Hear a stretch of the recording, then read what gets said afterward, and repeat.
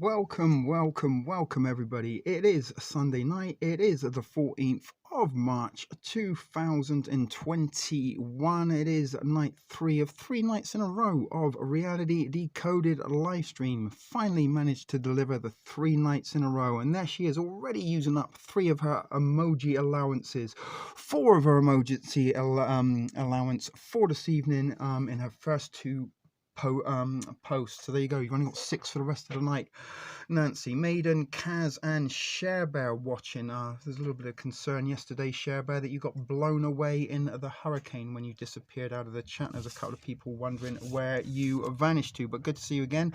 Good to know you didn't vanish away in the hurricane. So welcome. Radio Fema FM 39.4 is tonight's topic of choice, and I do got a presentation for you to watch shortly. But anyway, it's a little bit of a presentation I'm strangely proud about myself for, because around 6:30 this evening, we didn't have a presentation at all. We didn't have a thumbnail. We didn't even have a title for tonight's stream. And again, a little bit of the clock change yesterday did put me out of sync, as I'm pretty sure it put quite a few of you out of sync also. Maybe not Kaz, because the clocks didn't go back there today. It's a couple of weeks before that happens for you, I think, but here in North America the clocks changed overnight, and I thought to myself, my god, though, I got an extra hour's sleep, and felt a little bit proud of myself, only to realize, shit, no I didn't, the fucking clocks went forward. Turns out I probably got less sleep than I imagined. But finally, as I said, we did deliver the 3rd night in a row. A little bit of scheduling irregularity has been sort of hit and miss at Reality Decoded in its infancy and first few fledgling weeks of existence, but finally got my act together, which again is a little bit of a personal achievement. But as I said, at some point this evening around 6:30, 6:45, I still didn't have a fucking show planned. In 8 minutes ago, actually it's a little bit longer than 8 minutes, maybe just over 10-12 minutes ago, the presentation you're about to watch is still, or was still, in the processing part of this evening. But anyway, let's get rid of the thumbnail. That was also made only like 35 minutes ago. Put the camera on and applied. Welcome everybody. As I said, Sunday night, Radio Fema FM 39.4 is the topic of a discussion tonight. We did do a little bit of a FEMA related stream a couple of weeks ago. Camp FEMA War Martial Law currently is the most viewed video on or stream rather here at Reality Decoded, and coincidentally I actually uploaded just the presentation part of that over on good old TSP TV, and within a couple of hours that video had a couple of hundred views. Unheard of, almost viral sensation in terms of video performance at Shit Video Productions. But just as it was getting a little bit of a momentum and gaining a little bit more attention than it otherwise would do, boom, our good old friends, the YouTube Community Standards team, sprung into action and decided it was medical misinformation, and their Community Standards team deemed it unworthy for public viewing and has been blocked. However, the same stream does exist on Reality Decoded. That same Community Standard stream didn't think it was offensive on this platform. So luckily enough, 96 or 97 people I think have watched that so far. Most viewed video, a popular topic of interest in contemporary times, because FEMA are in place, ready and waiting to go for whatever it is they really are waiting to ready and go. The whole COVID smokescreen is beginning to unravel. The totalitarian, draconian new world order is being rolled out in front of us. The martial law is about to happen. I'm pretty sure that there is something afoot. There's no reason why FEMA really, I mean, you could say, yeah, we do need vaccination sites, but do we really? We've got doctors' offices, we've got pharmacies, we've got hospitals, all the things that you would really think that you would need to deliver vaccinations to people who are in need of medical attention, especially when you consider like the hospital that is next to me just 5 minutes away is empty. Don't hear an ambulance siren, don't hear anything. I sometimes do have a little walk around the block for some exercise and have a little gander and look what is going on at the hospital. Doesn't seem to be much evidence of people lining up with illnesses and sicknesses, or ambulance in delivering close to death corpses.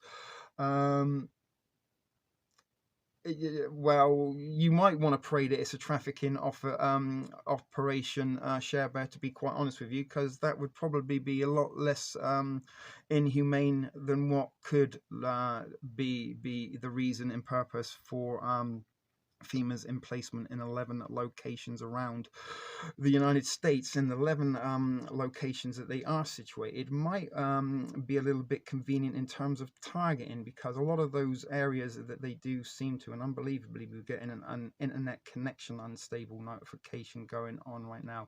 Are we already touching too close to the mark? But I don't know what is there a new human trafficking going on at the minute?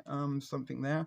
But yeah, there is some very oh my goodness, Maiden. No, I saw what you're talking about. I missed some comments. All right, FEMA at their border, because they have been secretly training the Mexican National Guard in detainment and internment camp training.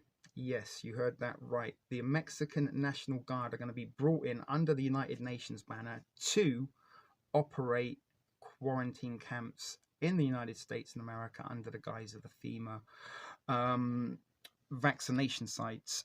That is what FEMA are doing down on the border, my sweet, on the Mexican border. It's got nothing to do with fucking kids and trafficking. That is the smokescreen so that they can be in place to load the Mexican National Guard into their vans and then distribute them to the 11 states that now have multiple FEMA camps in place. This is disturbing shit, guys. This isn't the fun. This isn't the time for the emojis and the quirky little responses. This is the time that you probably need to pay attention more than you've ever paid attention to a shit video production broadcast in your life. It is beyond crazy because it's happening, Share Bear. This is no longer conspiracy. This is no longer fucking tinfoil hat time. This is no what if it's going to happen. It's happening now. Got a lot of stuff to show tonight, as again it could have been longer had I given myself the time to put this all into place. There would have been a lot more content. Did it on the fly, managed to get it up and running, recorded, edited, in about to be presented in less than 3 hours. You need a bigger woe than the woe that you've got. Now we're going to look at some information in some articles. One of the articles is disturbing because it's from February of last year, before all of this shit went down, before it was even announced it was a pandemic, when we're still debating if or not it was real over in Wuhan.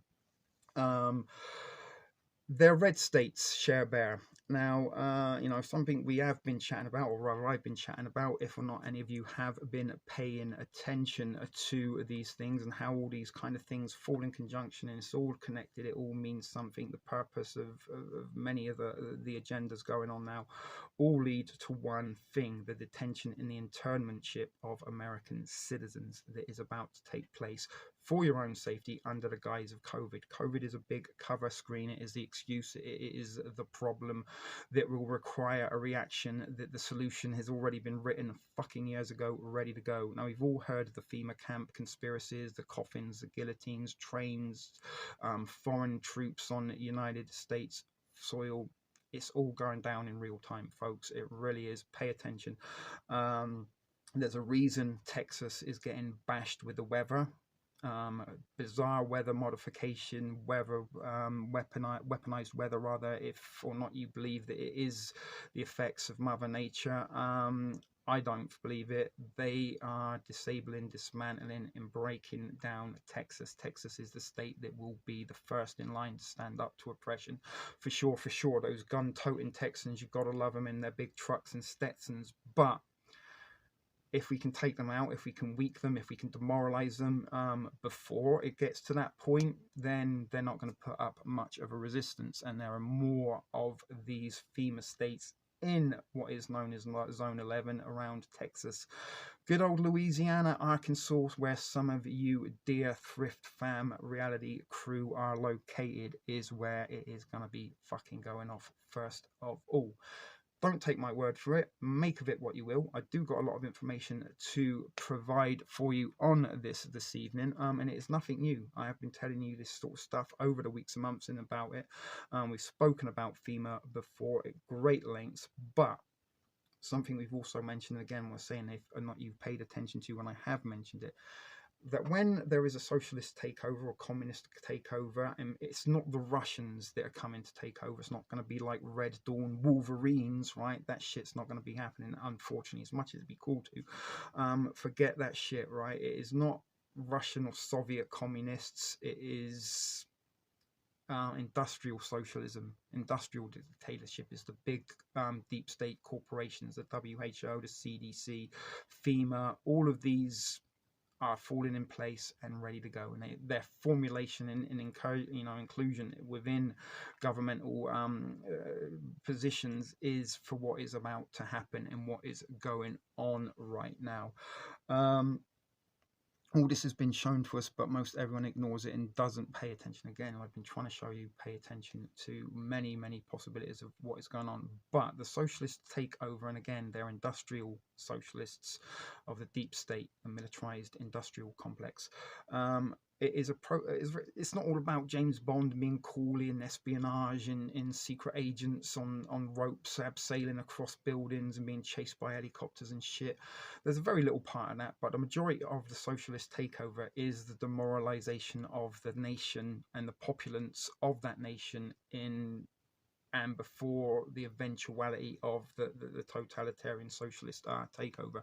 So it is a slow burn process in where they slowly demoralize us, just like we've been demoralized for the last year under the COVID guys.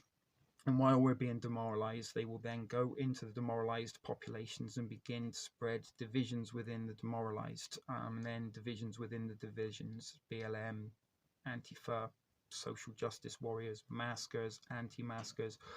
All of these things have been going on. We've got states of emergency in multiple states for various weather conditions, civil unrest, protests. There's troops are on the street of DC.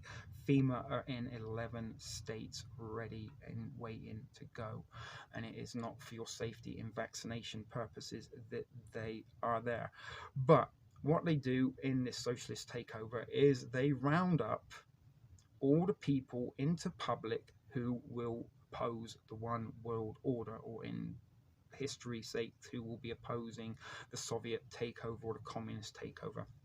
And they are led by controlled opposition that lead the charge and give an awful lot of truths about what is going on. And the purpose of the controlled opposition delivering the truth is to see how many people are kind of awake and how many people know their rights and how many people will be able to stand up against this illegality and tyranny that is coming into place. And they round them up, and then somehow they get them to label themselves. In the good old National Socialist Germany, they give the Jewish people a little star to wear on their badge, and they also give people of German descent, something unknown, that had disabilities, illnesses, maybe mental health issues, that were a disgrace to the perfect gene, because that's what the Germans thought they were, the superior race, and their genealogy was the purest.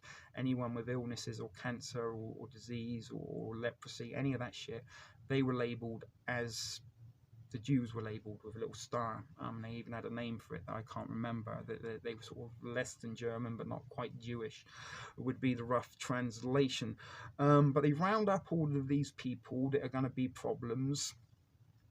And then yesterday, as Honks, I don't know if Honks is watching, but Honks was one of the few people that actually made a constructive comment during yesterday's stream of memes of manipulation about they're selecting those that are going to be vanished. And that is what's been going on. This last year has been a little bit about the espionage, the data collection, the reconnaissance, putting the pieces into place, looking who are going to be the problems, looking who's already willing to comply in hook, line and sinker. And then again, 6 months into the pandemic was when we saw copy and paste the bunny. This was a drill, this was a test, this was data collection to see how many people in that 6 months have been subjected to whatever mind manipulation, mind control they are desiring. And those that maybe didn't copy and paste, it's like, okay, maybe we've got to give them another 6 months and see if we can get them to copy and paste something in the not so distant future. Now, again, back to yesterday's topics, memes of manipulation. This is data collection, guys. When you share and agree stuff, and why we're trying to sort of express the importance of being aware of what you're sharing and agreeing, and what it is exactly that you're doing as a, you're providing propaganda, but you're providing statistics for the analysts and the algorithms and all this artificial intelligence stuff. Okay, and as Sharebear mentioned, red states are the ones where FEMA are located primarily. Is that a coincidence that more people who vote red are prone to COVID? Again, COVID can be transmitted, as we've seen, via electromagnetic frequencies, the things that you carry around in your phone, your devices of communication. These are things that can transmit the disease, not people, not masks, not social distancing your cell phone. And it can also determine all of your information and data that you give to your cell phone, and determine if or not you're very pro-red, or if you're a little bit more pro-blue, if you're anti-mask, if you're, stay the fuck home, what don't you understand about that? Wear a mask, you fucking idiot. Don't make me drop kick your kids in the throat, a little bit like Phoebe's boyfriend then. Welcome, Marty. Good to see you. Got a full house. Yeah, you've got your Arizonians in tow. So hello to those. Enjoy your family time.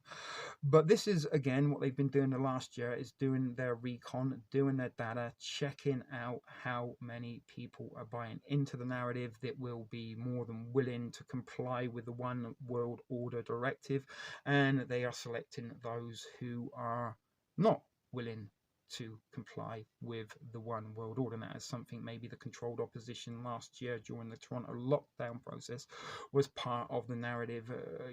Guys, it's got to be the summer of non-compliance, and many of the people that were non-compliant made a big fuss and deal about putting that on their Facebook and labeling themselves as freedom fighters. And quite right, I agree with them. We need to protest. Something needs to be done. We need to be standing up against this, but be careful with the piper that we follow, because he may be calling the tune that he's being played to play. All right, and this is across the board. There's always a piper playing a tune, and nobody is blowing whistles that ain't meant to be heard. Now, we do got, if we don't get struck down, a little something from, what's his name, Snowden. Is it John Snowden, the guy, the whistleblower, the CIA guy? Now, again, no one blows whistles that ain't meant to be heard. He is blowing the whistle that is being heard to awaken people. The Great Awakening that you see, some of you, again, a popular meme. When the deep state unrolled their psychological operation for COVID, they didn't expect the Great Awakening. Yes, they fucking did. The Great Awakening is all part of the narrative. It is all part of the purpose. They are planning on the Great Awakening. They are providing the Great Awakening with just enough knowledge to open their eyes enough so they can determine, yeah, that they need to be vanished, that they might be a little bit troublesome once things get going. Hello, Marduke. Glad that you are here, my friend. As I said, it could be one of the more darker and disturbing reality decoded / TSP TV streams you're likely to see. Maybe the most dark and disturbing, because I said, we've been trying to warn you, we've been trying to open your eyes, we've been trying to, not necessarily say educate, but educate the very small few of regular offenders as to what is going on. And when we look at something as insignificant as memes, but then when we look at all the information about how they're weaponized, how they're manipulative, how they are spreading of propaganda, and how they can used against us, because they can, oh my goodness, okay, yeah, you shared 69 Donald Trump memes in the month of November 2020. Yeah, that's going to qualify for you for the yellow vaccine. Just follow the yellow line over there to that segment of the camp, if you'd be so kind. But FEMA region number 11 is the region of interest, and we're going to look a little bit at that and explain possibly why we're seeing so much destruction and devastation from the weather in Texas, and why sort of this might have an effect on the state in terms of resistance. Resistance is futile. Bear in mind, guys, they have all this weaponry, all this technology that can destroy us with frequencies. You can't shoot a frequency. All the bullets in the air, fucking fire them all at once. A million AR-15s, full auto, it's not going to dent the frequencies, because frequencies are bulletproof, people, and they can penetrate us, and they can go through Kevlar and flak jackets and steel. All of this, it can penetrate. We don't got a chance when shit hits the fan. But FEMA are in fucking place now, ready to go. The guise of vaccination sites is there for all to see. So, nothing to worry about. They're just here to vaccinate us. They're not. They're ready to round and herd you up and make some of you disappear that may not fall into accordance of where they are leaving. But anyway, as I said, Edward Snowden. That's right, Edward Snowden. What did I call him? I can't remember. But anyway, you can, and indeed you can find out your FEMA region. In fact, you can even go to Google Maps and type in FEMA camps, and they will tell you where they are. You can locate them, and they were set up years ago, ready and waiting to go. Interesting enough, some of the FEMA camps that are being set up are at the sites that they told us about years ago that was dismissed in oh, it's just a theory. FEMA aren't doing that. Yes, they are, and they're doing it in real time. So the time to prepare is maybe too late. You know, he's told you 2020 is the time to prep. There's a coming food crisis, and there was. Food did start to become scarce. Food did start to become regulated, getting you used to only being able to get 2 gallons of milk, 2 cartons of egg. Oh yeah, you can only have 1 loaf of bread this week. Getting you used to lining up, waiting for your food, getting used to having restricted rations like they did back in the World War II. And rations weren't lifted in the United Kingdom until the 50s, and even after World War II, there were still prisoner of war camps that were active in the United Kingdom that had detainees. But yes, good point, Maiden. You can go to the website and you can locate your local FEMA vaccination site. However, we have mentioned as well in previous occasions, and I think back during the original September Tuesdays series, where I brought you 18 streams to commemorate the 18-year anniversary of 9/11, and over 40 hours of footage, of unseen footage elsewhere, probably for most of you, although it isn't unseen, classified, secret stuff. It is a stuff that was mostly unseen by a lot of people in the truth community regarding 9/11, and we did include a segment where FEMA happened to roll into town on the 10th of September 2001 to carry out and conduct a drill called Operation Tripod, in which they situated themselves down at Pier 92. If you don't know where Pier 92 is, next to the World Trade Center, where they set up their drill triage center and put all their equipment into place to carry out a drill that was supposed to take place on the 12th of September. Unfortunately, they didn't get chance to carry out that simulated drill, because the day before they had to do it for real life drill. Now, is it a coincidence that FEMA happened to be on site on the night before September 11, and is it even more of a coincidence that 6 months prior to that, in the March of that year, when they had a meeting with then President George Bush not long after his inauguration, they said that the United States faces 3 possible catastrophic events in the next 10 years, one of which was a hurricane that would be very destructive in New Orleans, 2003, Katrina. And they also said that there's a very good chance in March of 2001 that New York will be hit by a terrorist attack. So not only did they warn George Bush that there's a chance that there could be a catastrophic terrorist attack in New York 6 months before they also happened to be there the day before to carry out a drill on a terrorist attack in the exact location that a real terrorist attack happened on the day after they arrived. Could you make this shit up? And again, something we've been mentioning recently in terms of conspiracy theories. If none of this stuff is real, bear in mind I do bring you a lot of information related to some of the conspiracies and mysteries that we talk about for you to make of what you will. I'm not telling you any of it is true. Believe of it what you want. But there's a lot of evidence to support some of these theories. And if they are conspiracy theories, then who the fuck is creating and making and manipulating all this evidence, going all to this trouble just to deceive us? And if they are doing that, that in itself is a conspiracy. Boom. But anyway, guys, welcome Trip, glad to see you. We are up to 10 people. Maiden, have you been keeping track on the emoji count for Nancy? Because as I said tonight, as much as we do love you, Nancy, and your emojis are, it is one of those streams that I am going to suggest pay a little bit of attention to. This is probably must watch material. It is a little bit scary, but there is a lot of information to take in, absorb, and really understand, because this is where we're at. It's happening. It's not a conspiracy anymore. It's not, oh, they're going to do this. It is happening. But anyway, hugs Nancy, hugs Martha. Hopefully your wind chimes aren't too distracting for you while we are going to be watching this, but you do got some family around. So with no further ado, let me get the presentation footage, the video into place, which I've done there. Now what's going on? Why can't I do something?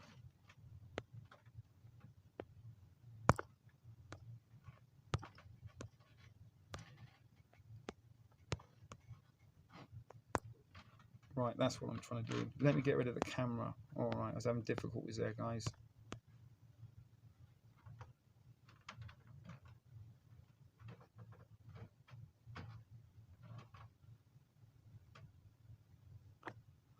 Right.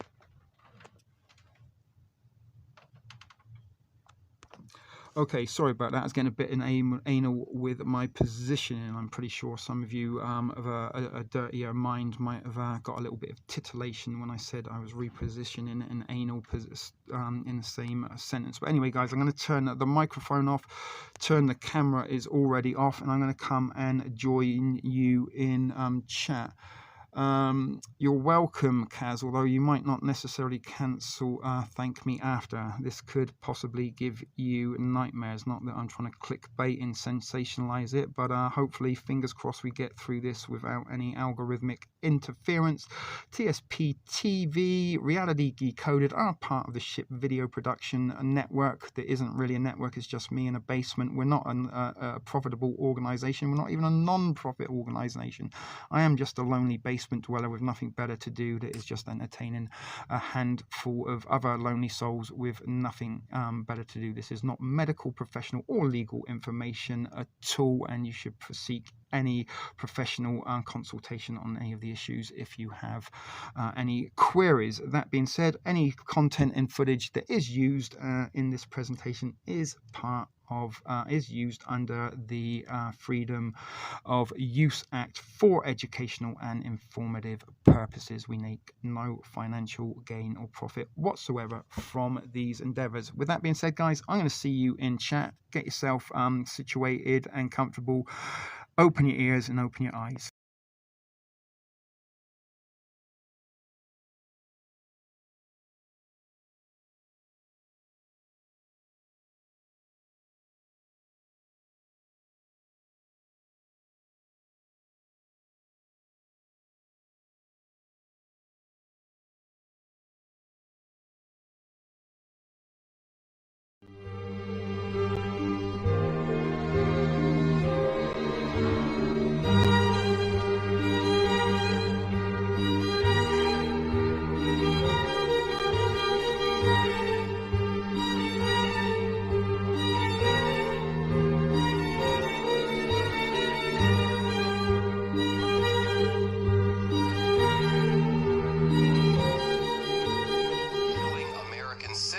Overseas without a trial.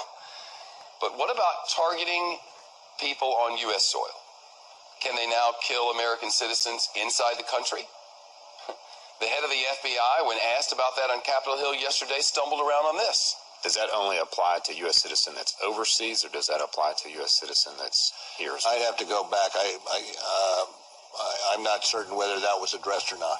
So that we have clarity here, he is not certain whether it was addressed, whether our government can kill our own people inside our own country. This really needs to be addressed. We can't just answer this question. No, the government doesn't kill our own people We have a process for this. It's called the justice system. You file charges, you lock them up, you try them before a jury of their peers, and then that's how they don't kill our own people. Now to a controversial bill resurfacing in Congress. The Fema Fm bill allows the government to run at least 6 military installations when a national emergency is declared. These emergency centers would be run by FEMA under the command of the Secretary of Homeland Security. So this legislation is meant to be enacted in the event of an emergency. But what exactly does that mean? What is the definition of emergency, especially when it comes to this legislation? When would it be enacted?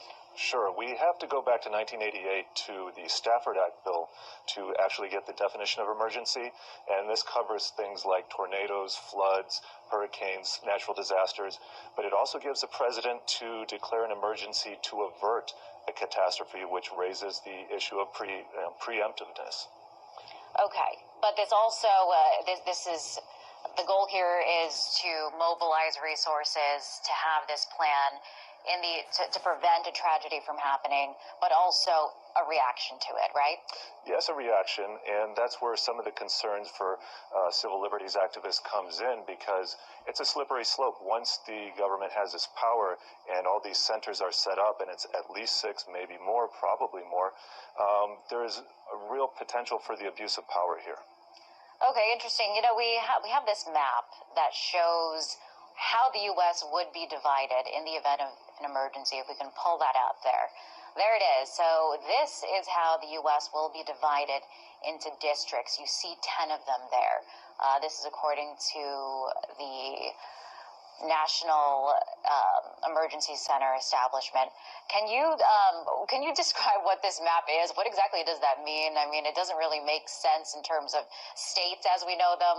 What is this classification system? Sure. What are the purposes? It doesn't look like the map that you and I saw in elementary school. Not at all. Effectively, the U.S. has been cordoned off into these different districts. And so these new emergency centers will be spread out throughout the United States in most of these eventually. And it gives FEMA and the Department of Homeland Security jurisdiction over what goes on in these places during a time of emergency. Okay, I want to go into because this act does make some specific examples, some exclusions, set some limitations, I should say. So the National Emergency Center Establishment Act, what it does not do, it does not authorize any federal officer or employee to force an individual to enter a national emergency center or prevent an individual from leaving a national emergency center. So, Bob, it looks to me like there are some safeguards there. If you don't like it, you can leave. Well, I'd like to think so. And this was actually one of the other things that was changed in this new version of the bill. They added this. But if you read what they're saying, you know, federal officer or federal employee, that doesn't cover members of the military. And since these are going to be installed in decommissioned and existing military bases, you're going to have people from the military there. So I would think they will have people, namely in the military, who would be able to force people to stay there or prevent them from leaving if that is what they want to do. Well, we have our big vehicle out here. It's an armored vehicle. It's an AMRAP vehicle. It's mine resistant, ambush protected. That's what it stands for. The team commander, which is myself, I'll stand in the AMRAP and provide overwatch for the team while they're making entry into the house.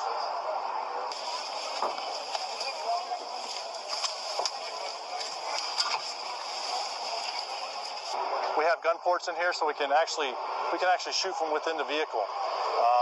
You may think it's pretty loud, but actually it's not too bad. But we do have gun ports there and in the back, and then two on the side as well. There are some people who say, you know, this is another sign that the U.S. government is preparing for some sort of mass civil unrest. The last time the federal government claimed that it could kill Americans was in the Civil War. And even Lincoln said it could only be done during combat. This federal government, this administration says it can kill Americans when they're riding with their children in a car in a desert. And the right side of the road was filled with, which I thought was portable toilets. I never looked at them that close. Same in color, maybe black, but which was an odd color. And I was sitting there going over my notes, and a van pulled alongside of me that turned out to be the property owner. And he greeted me, and he was by himself, and so we had a good little dialogue there, and I asked him about the field of black boxes. What were they? Because I'd never seen anything like that. And his statement was that if he told me, I would be one of few people in Madison, Georgia that knew about them. And he says they're disposable coffins, I believe he told me. And he says there's 100, at that time, he said there was 125,000 there. And they were stacked, he told me 15 high. I asked him who owned them, and he stated that the CDC owned them and that they were leasing his land for storage. And he said his brother worked with the CDC in Atlanta and had been asked by the CDC to do a 3-year extension to place temporary morgues all across the nation.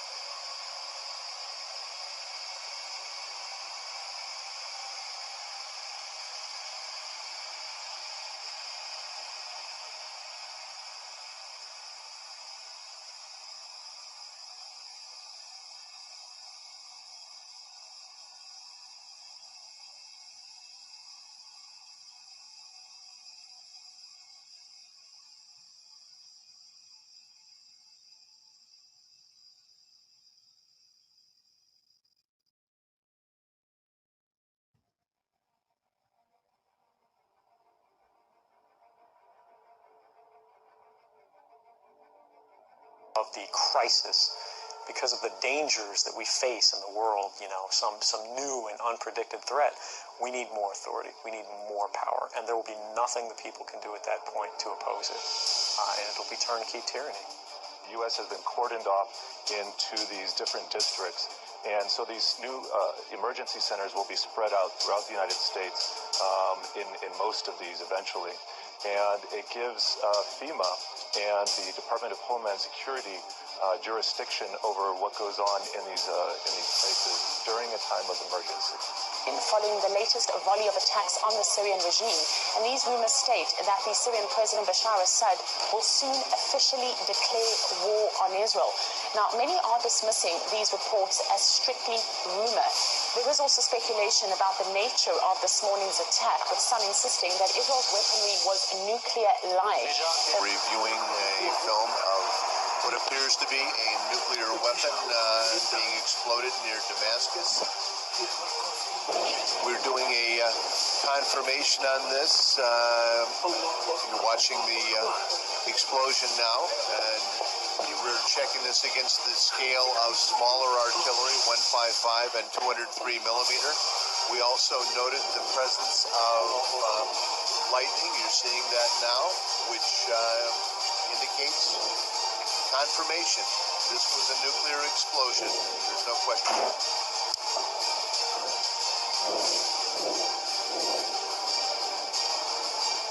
You will never see it coming.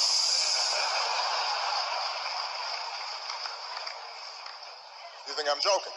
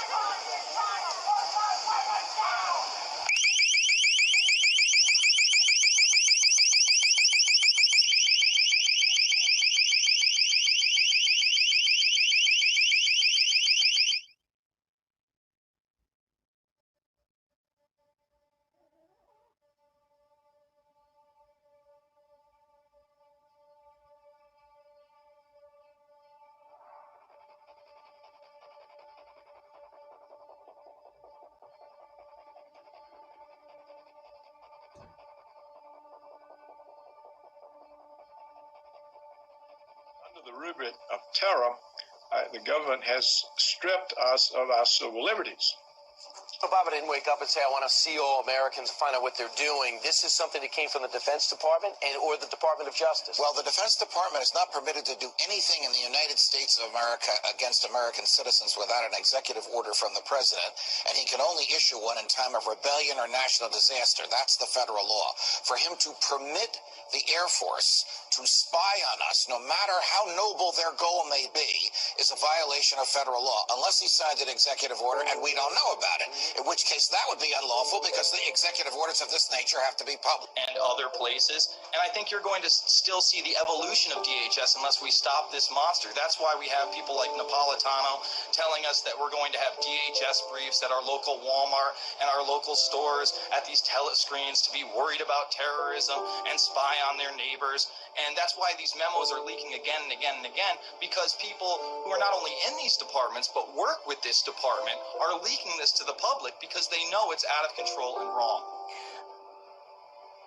Let's get back to the breaking news right now. The Washington Post and The Guardian reporting the U.S. government is now also tapping directly into the central servers of 9 leading internet companies, including Microsoft, Yahoo, Google, Facebook, AOL, Skype, YouTube, and Apple. The newspapers just released new information to back up their reporting. Tom Foreman is here taking a closer look. What's the latest? This information is really stunning, Wolf, when you consider it. A first-hand experience with these systems and horror at their capabilities is what drove a career intelligence officer to provide PowerPoint slides about PRISM and supporting materials to the Washington Post in order to expose what he believes to be a gross intrusion on privacy. Quote, they quite literally can watch your ideas form as you type, the officer said. Now let's look at some of these slides here, Wolf, that were from this presentation, because they really are quite surprising. This is the overview slide. You'll notice at the bottom the date there, April 2013, very recent. Now look at what this thing is all about. If you move to the next slide here, you can see that they're talking in here about how communications flow from place to place on systems like Google and Yahoo, that they're apparently, according to this program, monitoring. And now look at the next part here. What is being monitored? This is the part that will most get people's attention.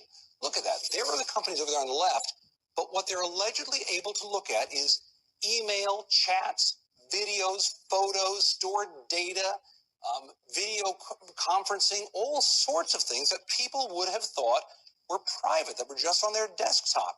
This is what is certainly going to put people up in arms to some degree, Wolf, because you look at that, plus look at the data agreements here that they made with these different companies. There are the dates there. If you look side to side, they're a little hard to see.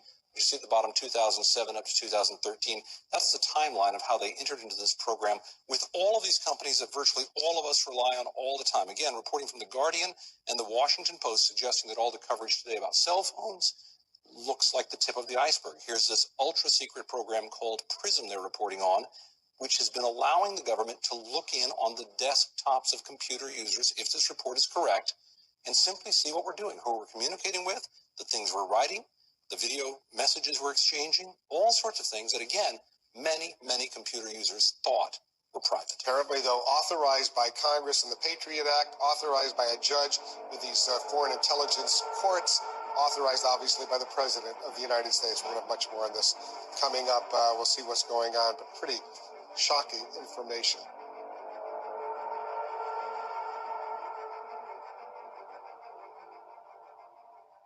My name's Ed Snowden. I'm 29 years old. I work for Booz Allen Hamilton as an infrastructure analyst for NSA in Hawaii.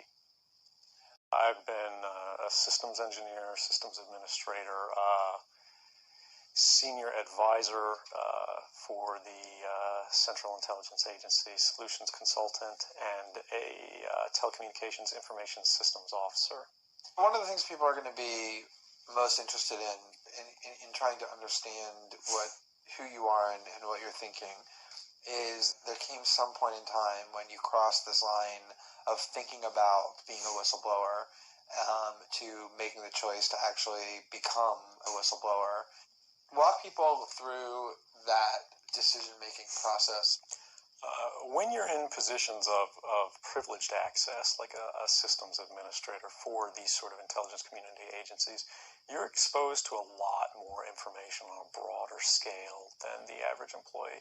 And because of that, you see things that may be disturbing, but over the course of a normal person's career, you'd only see one or two of these instances. When you see everything, you see them on a more frequent basis.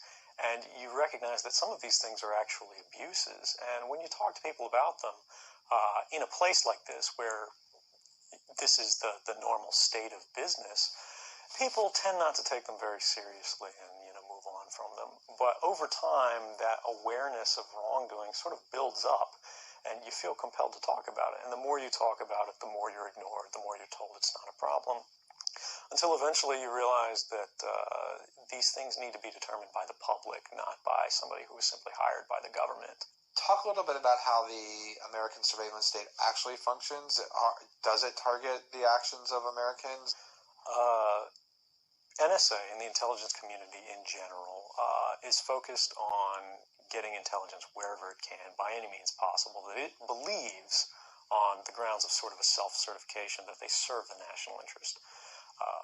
Originally, we saw that focus very narrowly tailored as foreign intelligence gathered overseas.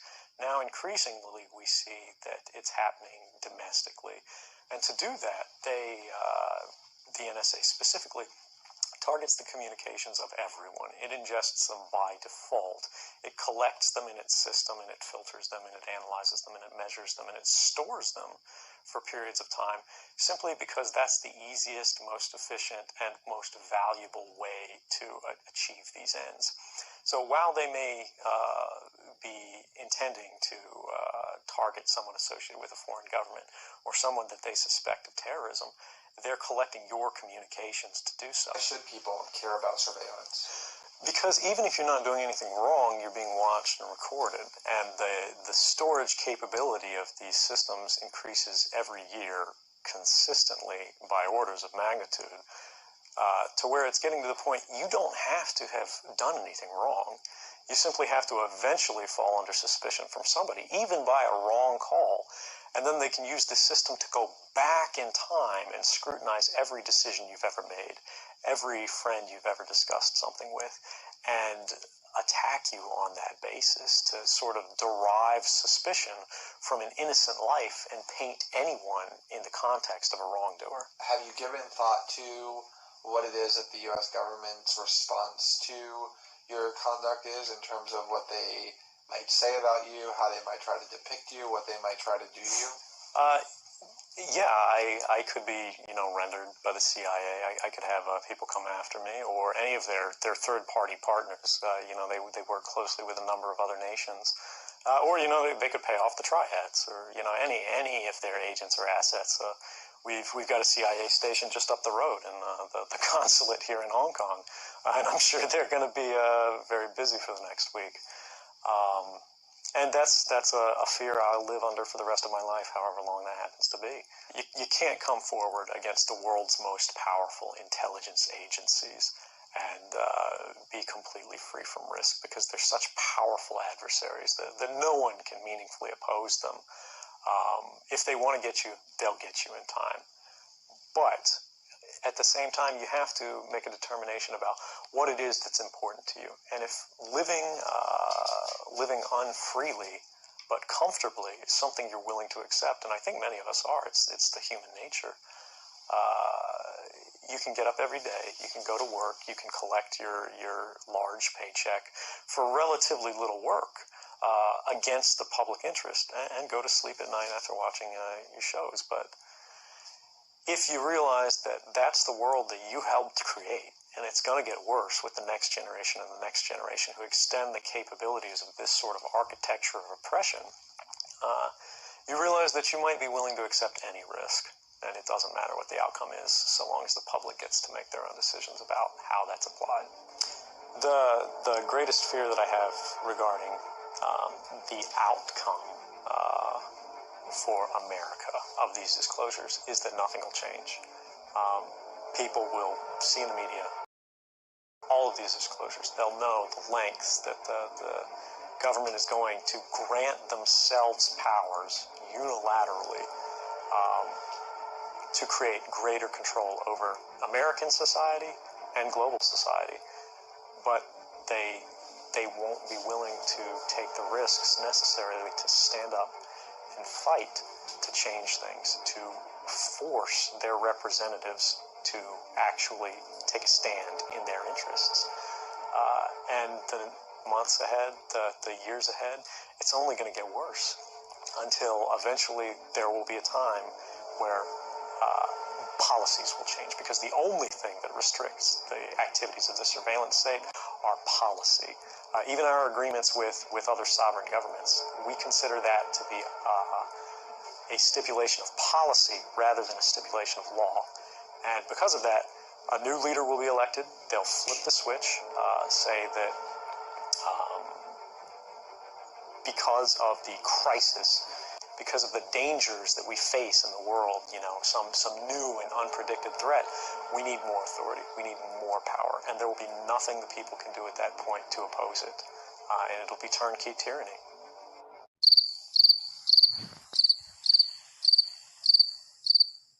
What's up, everyone? Welcome to tonight's feature presentation, all about Fema, which at the time of recording I'm still a little bit uncertain is what we're going to title this stream, but nonetheless it will hopefully have a title by the time you get to watch this presentation. But we are talking a bit about Fema and following up a little bit from the Camp Fema Wall Martial Law episode we did a couple of days ago, a couple of weeks back maybe. Also I uploaded it onto TSP TV, which was struck down after it almost got a couple of hundred views in the first hour or so of upload, which is a astonishing amount of views for TSP TV, certainly in that quick amount of time. But anyway, it was flagged in considered medical misinformation, even though he didn't really talk about any medical issues, more the executive order and the powers that FEMA exactly have to control the United States citizens. But here we are over at good old DuckDuckGo here on the Brave browser. And I just put a little search in, look for FEMA vaccination site. So Sunday, what is it, the 14th of March 2021. We will just have a little look down at the list of news articles from the last week or so regarding FEMA vaccination camps. So we will start off and come back with the first one and look at some of the pictures. They're very, very interesting. But here we go down a look in and another one.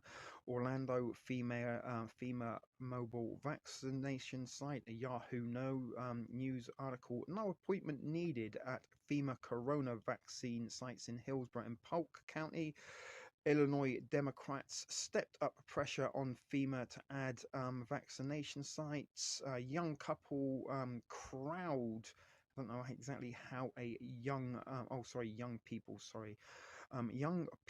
crowd a Florida FEMA site in hopes of vaccination. New FEMA pop-up vaccination site opens in Apoka.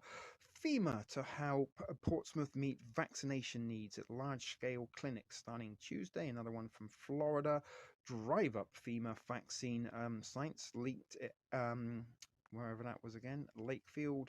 Stage set for 2 more South Floridian FEMA-supported vaccination camps. Easy access at Lakeland FEMA vaccination site. Large crowd expected at vaccination sites as the Santis lowers the age restriction. Another one there at Greenboro. FEMA starts community outreach on federally supported gateway COVID-19 vaccination sites. U.S. Republic Veronica Escobar, or sorry, I don't know what the app stars for there, but she prangs to bring a FEMA camp to El Paso, Florida again. They do like their camps in Florida, FEMA in Florida. Another one is set up in Cleveland, a mass vaccination site. Orlando FEMA camps needs to get your second COVID vaccine at the FEMA MDC North or pop-up site. How it works, again 2 days ago. Jacksonville FEMA's handing out of United Center vaccine site there. You can see it goes on and on and on. And I believe in Atlanta, Georgia, they're using the big stadium down at the Mercedes Stadium, I believe. A lot going on in Florida, it would seem. Don't know why I'm getting Florida news. I am in Canada, quite away from Florida, but there it is, Mercedes-Benz Stadium. Get a little bit of corporate sponsorship in there for your vaccination sites. FEMA mass vaccination sites open again in Orlando. On and on and on and on. News after news after news after news after news about FEMA vaccination sites. So let's just go all the way back up to the top. And this one has some photographs from a Miami FEMA camp. And if not, these are staged photographs. We don't need that little pop-up or not. They may be using actors that are typecast for crisis situations, perhaps, if you know what I'm saying there. But there's a bunch of people waiting outside looking to go into the camp, it would seem. Some barriers and stuff there for you. FEMA COVID-19 vaccination sites in Miami photos. FEMA sponsored COVID-19 vaccination site at the Miami-Dade College North Campus. And SS, Susan Stocker, Caroline Jean, and Mike Stocker, I'm guessing, are the people who took this picture. So there's one individual, and he's wearing a sort of Floridian, is that a fedora hat? Let me know if that is a fedora. And he's rolling his sleeve up and getting a jab, and he's got some sort of bracelet on there. That yellow bracelet looks like it might be identification, perhaps. And another double barreled Dionzio Diaz gets his vaccination at the FEMA COVID-19 vaccination site on the March 10th, 21 at the above-mentioned Miami-Dade College. And here are some pictures. Now, what you also might notice here, that good old Dion was having his picture with somebody who looks like they might be a medical personnel. Just because they're wearing a white coat doesn't necessarily mean they are medically trained, but certainly looks the part, got gloves on and their little visor and mask. While she's sticking the needle in her arm, she's making it very visible, because some pictures in the past of people getting vaccines have pointed out the needle still had the cap on the end of it, so it wouldn't have penetrated the skin. And some people noticed that they weren't even sticking them in their arms.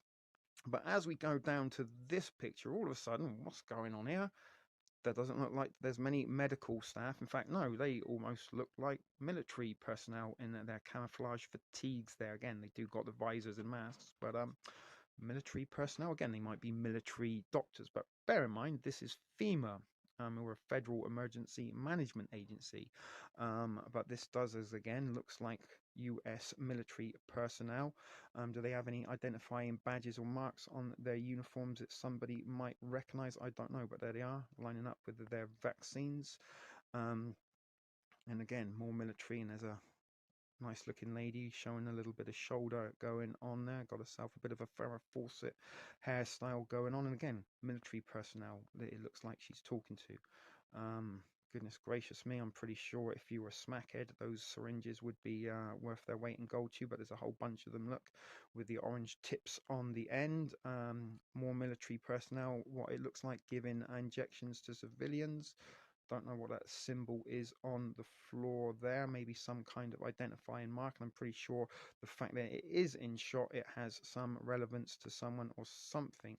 Look on, let's get the token gesture of somebody in a wheelchair. I think that's an old gentleman. At first I thought it might have been a child, or but maybe it's someone with Benjamin Button, and again being pushed around by someone with what looks to be lots of military personnel. There is someone in the corner there with a white coat on. But I don't know if this is alarming to you guys, that they do seem to be a little bit more militaristic than medicalistic, if that's even a word. But you know what I'm saying? There's a girl, she's looking a little bit scared. Oh no, not the needle.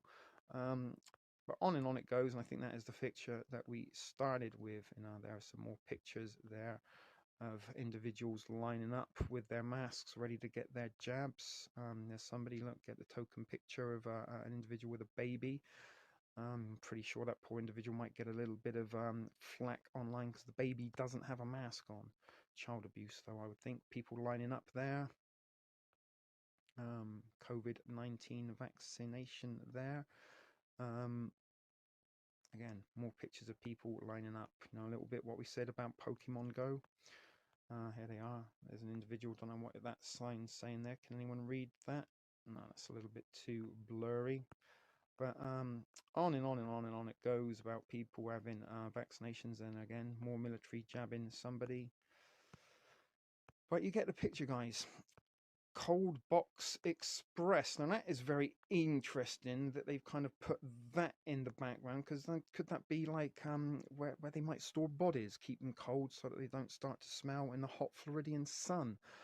Let me know thoughts and opinions if you think that the Cold Box Express was put in for a purpose. There's nothing by chance or coincidence with the deep state, folks. Remember that.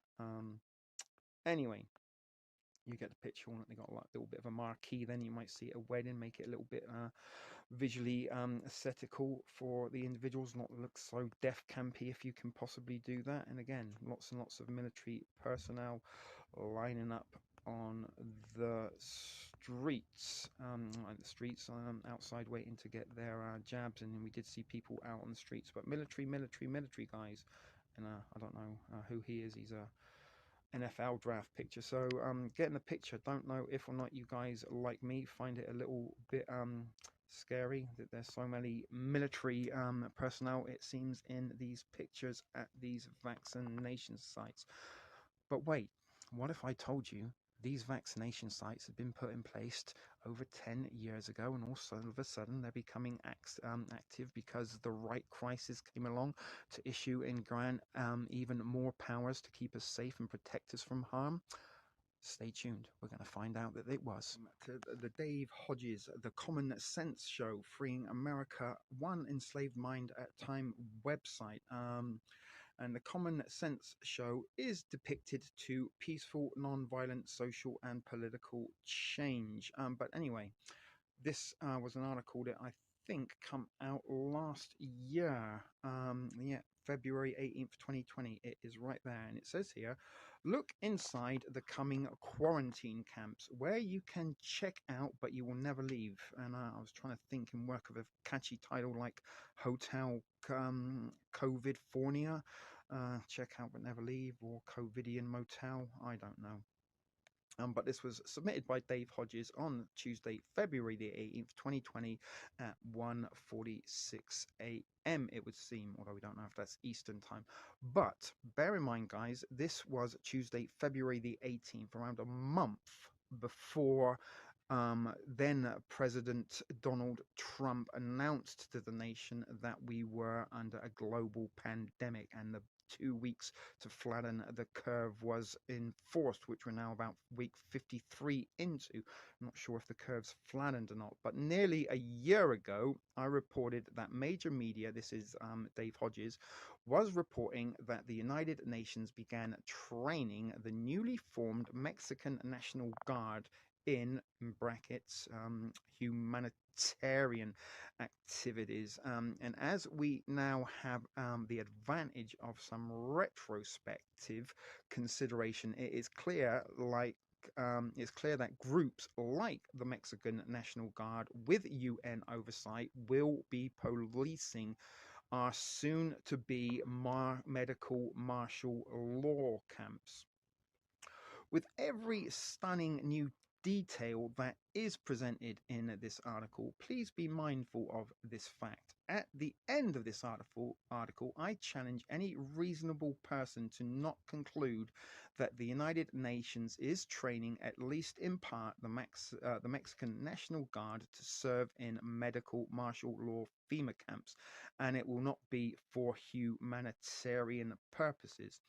A short while ago, I compared my work on the creation of quarantine camps, or medical martial law camps, in brackets, with no medical provisions, and we just saw some pictures of people that seem to have more military look about them than they did medical look. But anyway, with no medical provisions, in brackets, with that of Celeste Solum.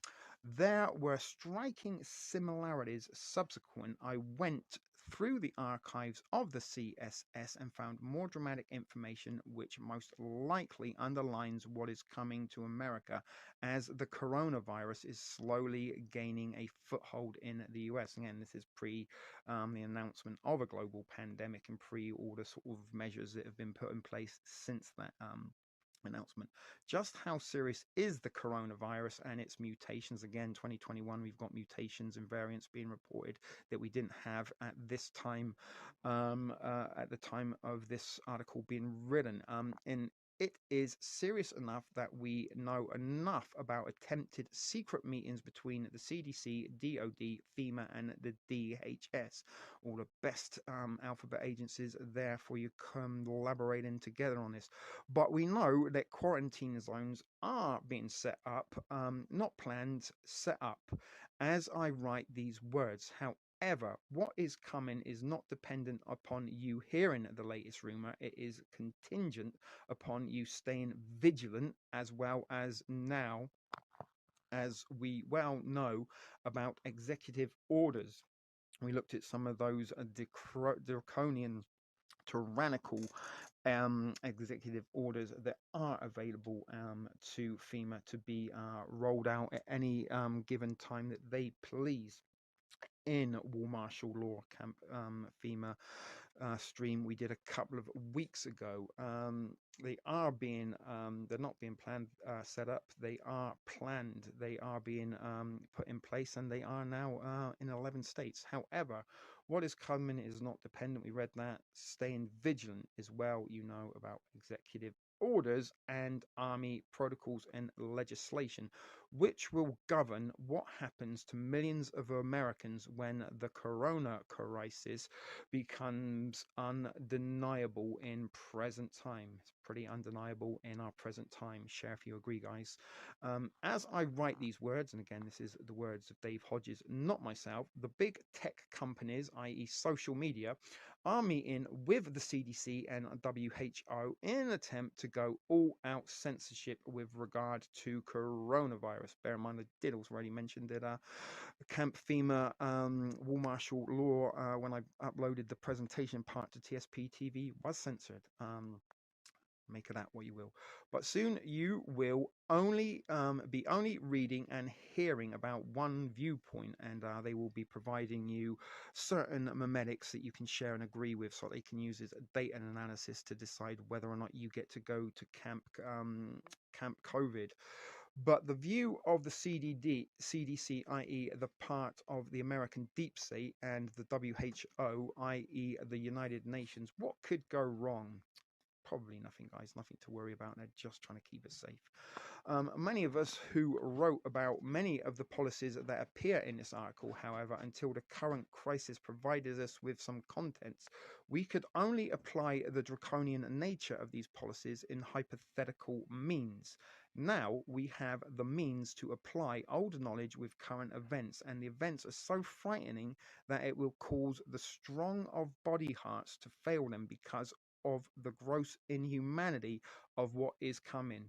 America is getting a front row seat on how genocide is rolled out, and the curtain is now just rolling back for the opening act. Now that we have the context policy, we can write the future, because my history book has already exposed this plot many times. I would suggest printing out a hard copy of this article. Why? Because we don't know how long the truth is going to be publicly available. Here is the truth as we understand the nature of the quarantine camps and the rules and the identities of those that will be running these camps. Please keep in mind that at least 11 quarantine areas have already been identified in anticipation of the coronavirus. Update March 2021, something we updated and highlighted in Camp FEMA War Martial Law, that currently in contemporary times FEMA are rolling in to 11 states to roll out their vaccination camps. 1 year ago, they were telling you to keep that in mind, that at least 11 quarantine areas have been identified in anticipation of coronavirus. Now, if or not those locations may be selected due to who people may or may not voted for, civil war, civil unrest, are they targeting those that were probably a little bit more pro-Trump, pre-Biden era, and now that Biden's in charge? Okay, Trumpists, we don't need you anymore. Off to the camps you go. Get yourself a nice vaccination. Oh, there's a bunch of you over there that shared and agreed with some Donald Trump memes a little bit excessively in the month of February 2021. Okay, we've got a special vaccination site for you. We just need you to follow the blue line, not the yellow line. Be sure to get your blue wristbands to make sure you get the blue vaccination. Hypothetical there, but bearing in mind all that we've been talking about, all that we've been looking about at in recent weeks with the controls and data analysis technology that we carry around with us, all the electromagnetic frequencies and radio waves and stuff that can breed our minds, all the suggestive, manipulative memes that we share and agree with are tools of manipulation, and they are tools of data collection. They are doing recon on us, guys. That is what the first year of the corona was all about, doing a recon, looking who's happy to comply and share and agree with the ideology of the new world that is being rolled out in front of us. And those of us who may be a little bit stuck in the past may want to hold on to the illusion of liberty and freedom that we once had. We may already have been targeted. But despite the fact, back to the article, that there is overwhelming documentation regarding the existence of FEMA camps, some people steadfastly refuse to acknowledge the existence of FEMA camps, and in brackets, concentration camps. The documentation dates back to as far as the 1980s, and in recent times, the documents which became known as FM 39.4 took center stage with regard to the guide for the incarceration of political undesirables. And remember, that's what in the early days of the Trump candidacy campaign for the presidency, you were labeled, if you supported Trump, you were labeled an undesirable. Bearing in mind they want to incarcerate political undesirables. Bear that in mind, guys. Make of it what you will. Not telling us what's going to happen, just providing you some information that could suggest you might need to be a little bit aware of what might be coming your way soon. And bearing in mind, some of these FEMA camps are in the states that you are watching me in right now. Although I'm not in those states. I'm in Canada, Toronto, Canada. But some of you are in places like Texas and Colorado and such forth that may or may not have a local FEMA camp close to you. Maybe the memes that you share and agree with might be your death sentence, folks. But as I said, they have the regard to the incarceration of political undesirables, and there was the stories of the coffins and the FEMA guillotines and all shit that was going around 2015 2016, and this is sort of what suddenly started opening my mind, my eyes a little bit wider, and like, holy shit, something's coming. All of this is getting put into place for something, and here we are in the midst of the something 1 year into the PSYOP COVIDian nightmare that we now live in as our normality. But through the years, the author has reported extensively on the existence of these camps, and this article is not a rehash of existence of FEMA camps. Rather, this article is an examination expressed in two-part series in which a good cause can be made that the United Nations is training a newly formed Mexican National Guard to implement martial law on American soil, and with many of the troops manning the FEMA camp facilities under UN auspices, and how do you say that? Auspices, as provided under. Sorry, let's start that again. The Mexican Guards are being trained for deployment on American soil, with many of their troops manning the FEMA camp facilities under the UN watchful eye. Let's just say that because I can't read that word, as provided for under Army Field Manual on Internment and Resettlement, aka 39 FM 39.4, Field Manual on Internment and Resettlement. the purpose of this series is to provide a more detailed look about what will accompany the quarantine camps, medical martial law camps in brackets, by linking what is known to what we are learning. Demographics report obtained in my analytics tells me that over 70% of the people visiting my website are new to the site. Subsequently, I have decided to present this material in two parts. The first part of this series, I felt it necessary to re-establish the proof the FEMA camp exists and foreign troops will occupy them. In addition, FM 39.4 will demonstrate that these camps are thinly disguised concentration camps with all the intended and traditional features of a death camp. So let's just go back and click on that for you there, if we will be able to get it up. And it is a PDF that you are downloaded. FM 390 Internment and Resettlement Operations, February 2010, 11 years ago, guys. And there is, what does that say? Distribution authorized to the DOD and DOD contractors only to protect. God, that is getting very blurry. Only to protect technical or operational information from automatic dissemination under the International Exchange Program or by other means. This determination was made on the 8th of December 2008, and other requests for the document must be referred to the Commandant U.S. Army Military Police School, ATTN ATZT TDDM 320, Manson Loop, Suite 270, Fort Leonard Wood, Missouri. Blah blah blah. Destruction notice: destroy by any method that will prevent disclosure or consent to or reconstruction of the document. So again, make of this what you will. This could, I'm not trying to pull a hot musket on you here, guys. This could also very well be a falsified document made to look like an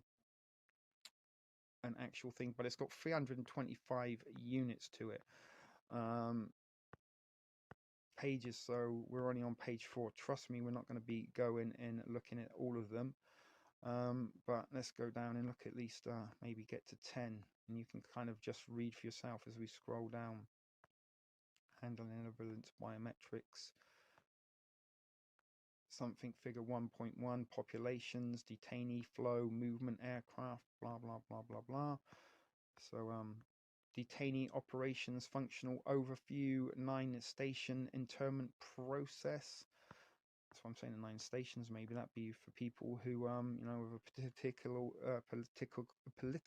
particular political view, or maybe people of a particular race or ethnicity might be different things. Field manual, the military police, keystone, stuff like this, going on and on. All very draconian, guys. As I said, I'm not going to read it all. It's very, very small, and 325 pages. God, how long would that be?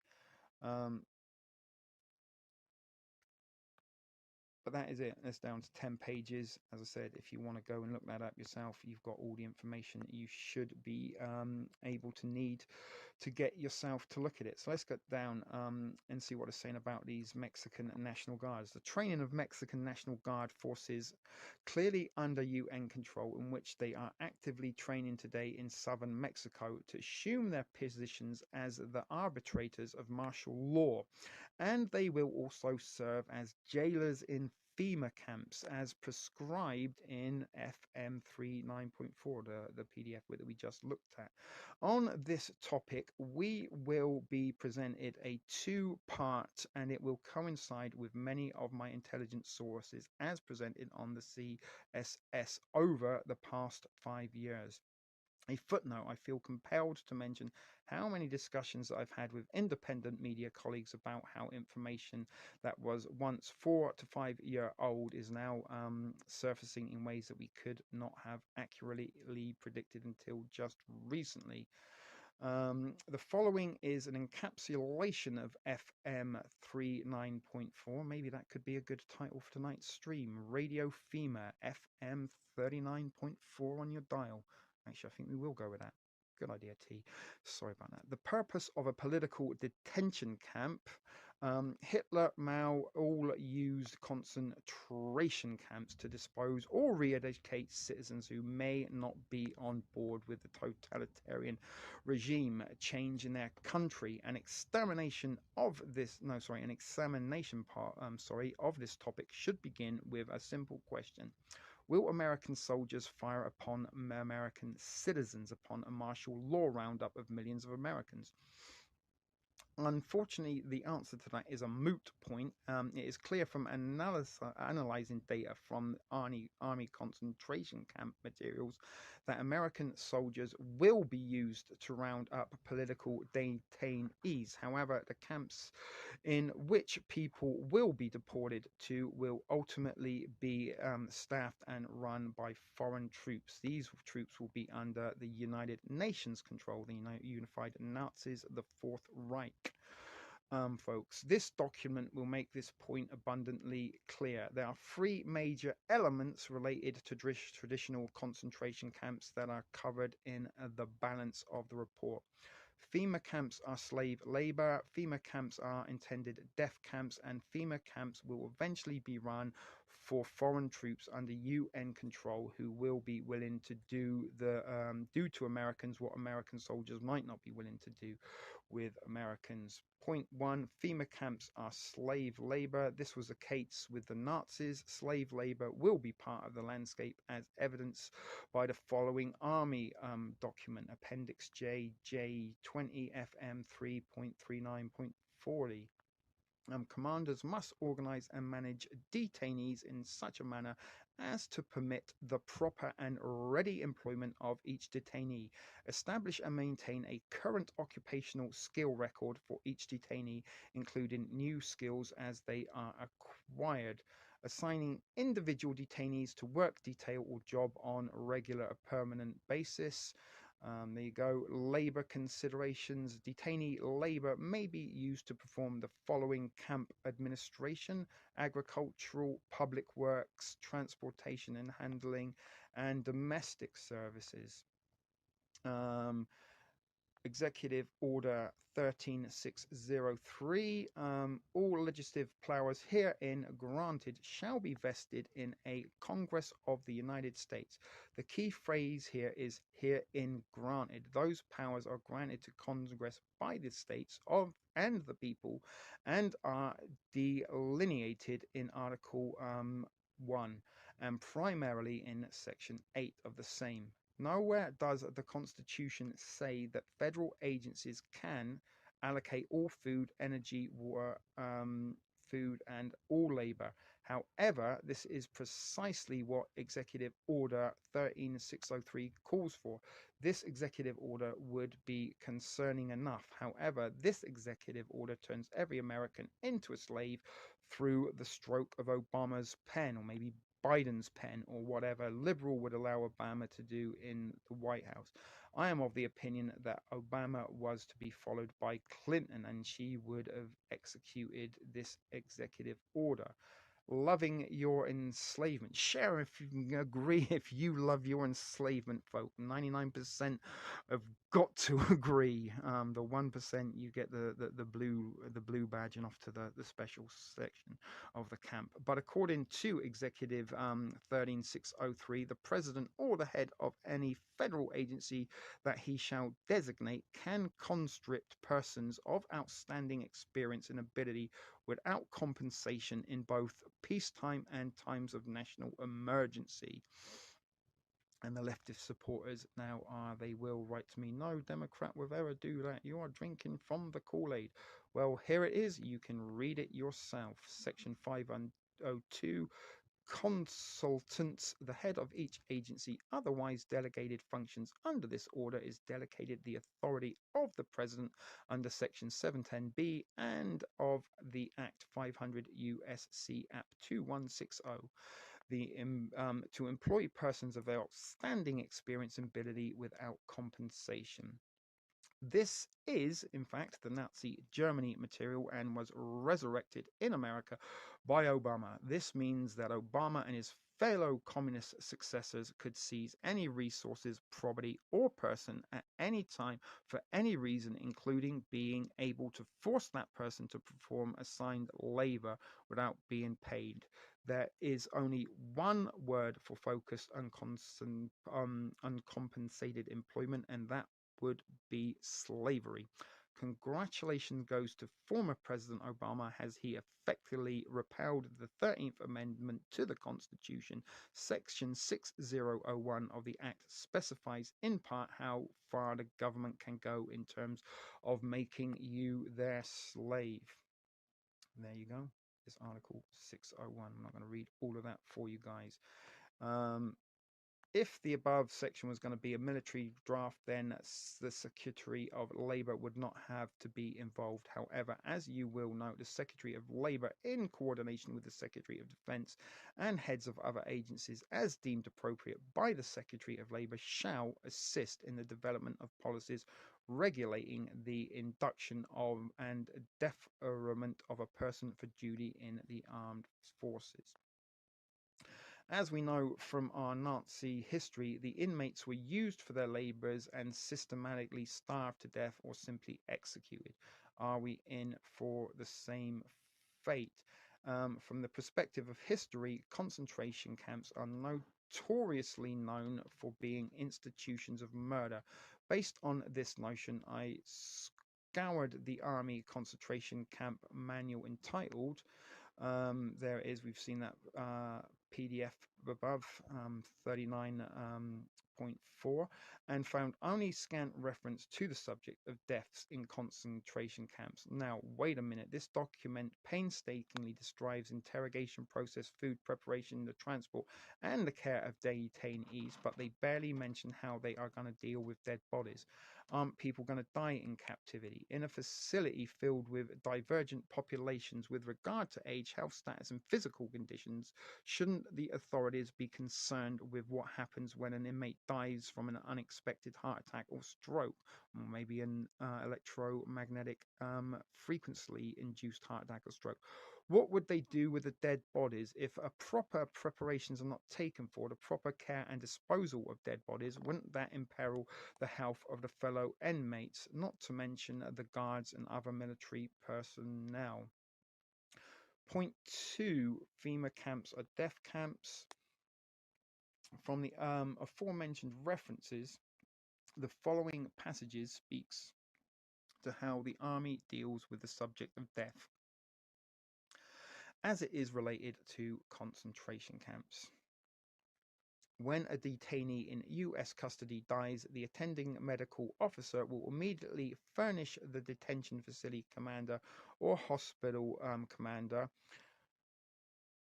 or the commander of the unit in custody over the detainee if the death did not occur in the facility, with the detainee's full name, detainee's ISN, capture tag, mandatory, and the date, place, and circumstances of the detainee's death. Initial assessment as to whether the detainee's death was not the results of the deceased's own misconduct. The initial assessment as to death may be caused. So maybe he caused some misconduct and was executed, right? What is interesting about this, the cause of death is not categorized in any meaningful manner, except to say there is a conscious effort to determine if the death of the inmate was due to their own actions. All right, well, just suggested. What about natural causes such as the coronavirus? The NRDC will notify the ICRC of all detainee deaths, and the NDRC will maintain detainee DD forms 2064 for the period of hostilities or occupation for the duration of any other military operation or otherwise directed. When authorized, the NDRC will archive detainee DD forms. In other words, there will be no Nuremberg trials for genocide because the records will not be permanently maintained, i.e. destroyed. In other words, there will be no record when they execute the detainees who are judged to be on the bottom third of the immediate triage groupings. There will be no Nuremberg trials for the burning of bodies, just like we are witnessing inside of China. And there's a little mention about the Walmarts. For a manual that spells out in detail every possible consideration of how detainees will be handled. Amazingly, they omit the disposal of dead bodies. There will be a military regulation that nobody can drop dead in the camp of heart attack. Or is this because, except for the occasional spontaneous death, the army seems very unconcerned about disposing of dead bodies at the facility of mass detention? I can only come to one conclusion, that most of the deaths associated with the detainees will not occur at the facility itself, and explains why the army is seemingly unconcerned with these issues. In other words, people will be taken for extermination to a secondary site. We saw in Camp Fema, martial law, there's a little bit of footage again, make of that what you will, of a huge area with a hole in the ground, which looked as though it had the disposable coffins. They'd already got the graves and coffins, the graves dug and the coffins ready to be nailed. And they will be taken to a secondary site. And is that why in 2015 converted Walmarts are located near railroad tracks, just as there were tracks that took you into Auschwitz? As we mentioned, these facts open up a whole host of possibilities, and are the unhealthy going to be transported to a treachery facility to be humanely treated while their medical conditions will be treated? I think it's fairly easy to see where I'm going with this. Can we really expect the authorities who have committed an inhumane act by incarcerating people for no legitimate reason to suddenly discover their conscience and treat the infirm with the compassion and dignity? Death camp deniers have to go to extraordinary lengths to defend hear no evil, see no evil opinion related to this topic. I mentioned that we will be covering the Mexican. God, why can't I read that? Mexican National Guard being trained for these duties. The provision for the use of foreign troops also appears in FM 394. From FM 394, this appendix addresses the aspects of developing confinement officers in other countries for the purpose of this.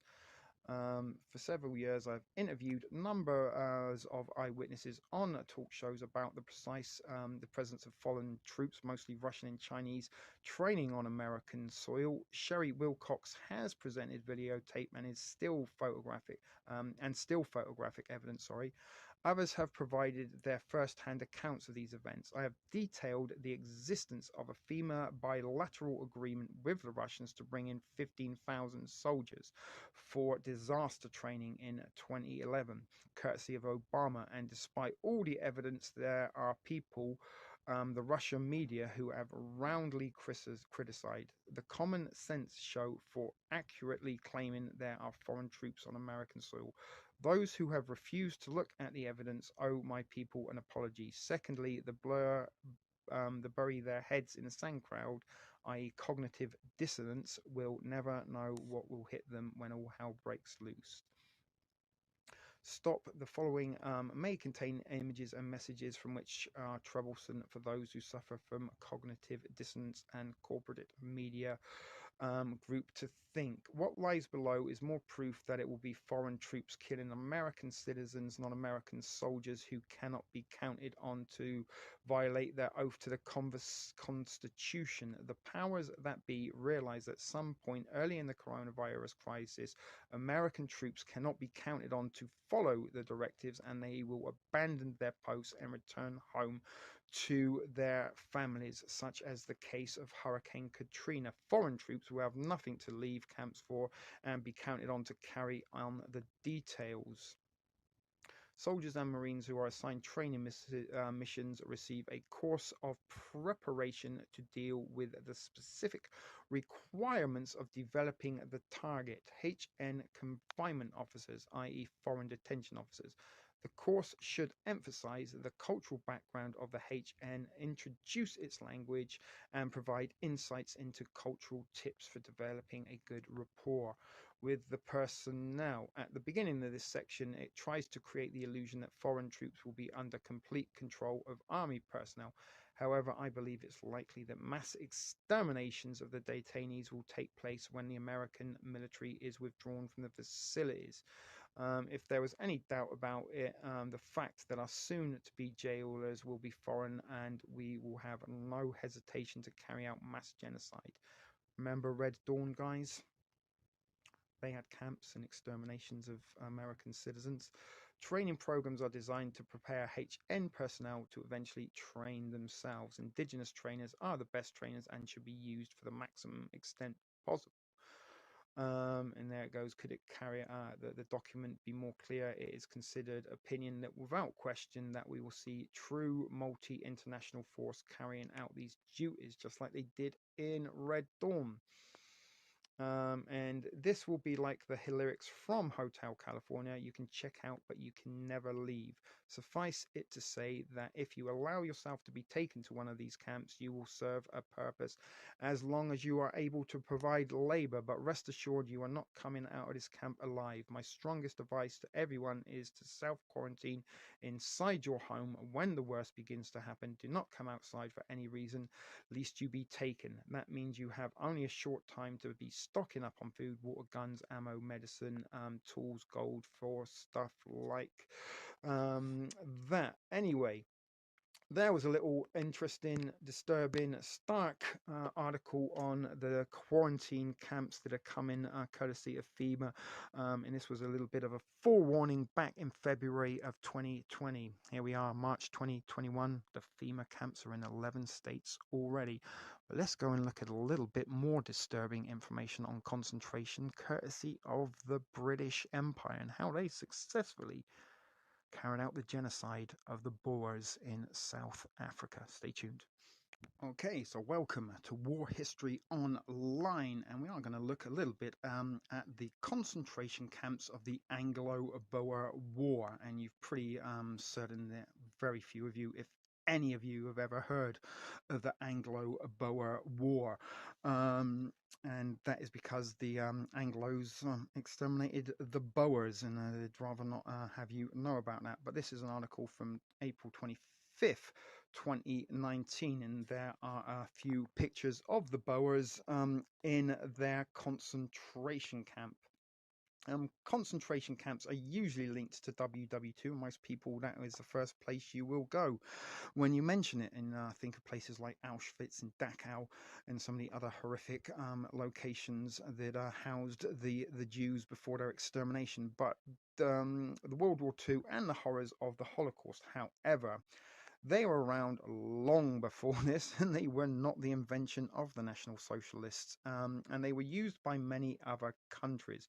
The first concentrations were in Cuba, but the idea had taken root in southern Africa as well.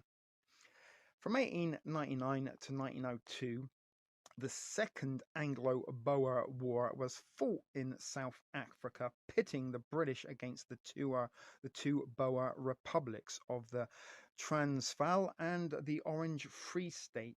This war would become the most destructive modern armed conflict in the country and shape the history of a nation.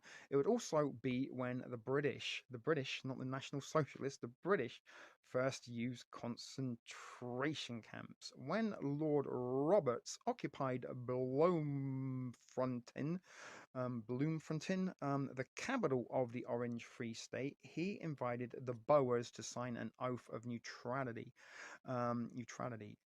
This would stop them from participating in the war in exchange for being allowed to remain on their farms. And there is some Boer militia there on a very famous hill called the Spinian Kop, which there's actually a stadium, part of the Liverpool soccer team, Liverpool football team, if you're British, excuse me for using the American translation there, but part of their stadium, one of the famous stands in their stadium is named after that hill, the Spinian Kop, where they sort of celebrate the genocide. But anyway, approximately a third of the Boers accepted this offer, but it did not end the war.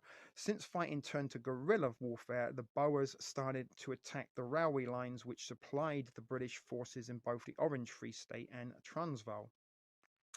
In June 1900, on June 16th, Roberts proclaimed that a scorched earth policy would follow the attacks on the railroad. Any attack by the guerrillas and militias on rail lines would result in one Boer farm being burnt down. Now, a little bit we could sort of almost put into contemporary terms is are they scorched earth in the American farm belt, or by scorched earth in it, maybe using snow and ice to destroy crops, and maybe hurricanes in high rain and hail and stuff might be damaging, might be a very, very kind of similar effect to the scorched earth. But this unfortunately didn't work.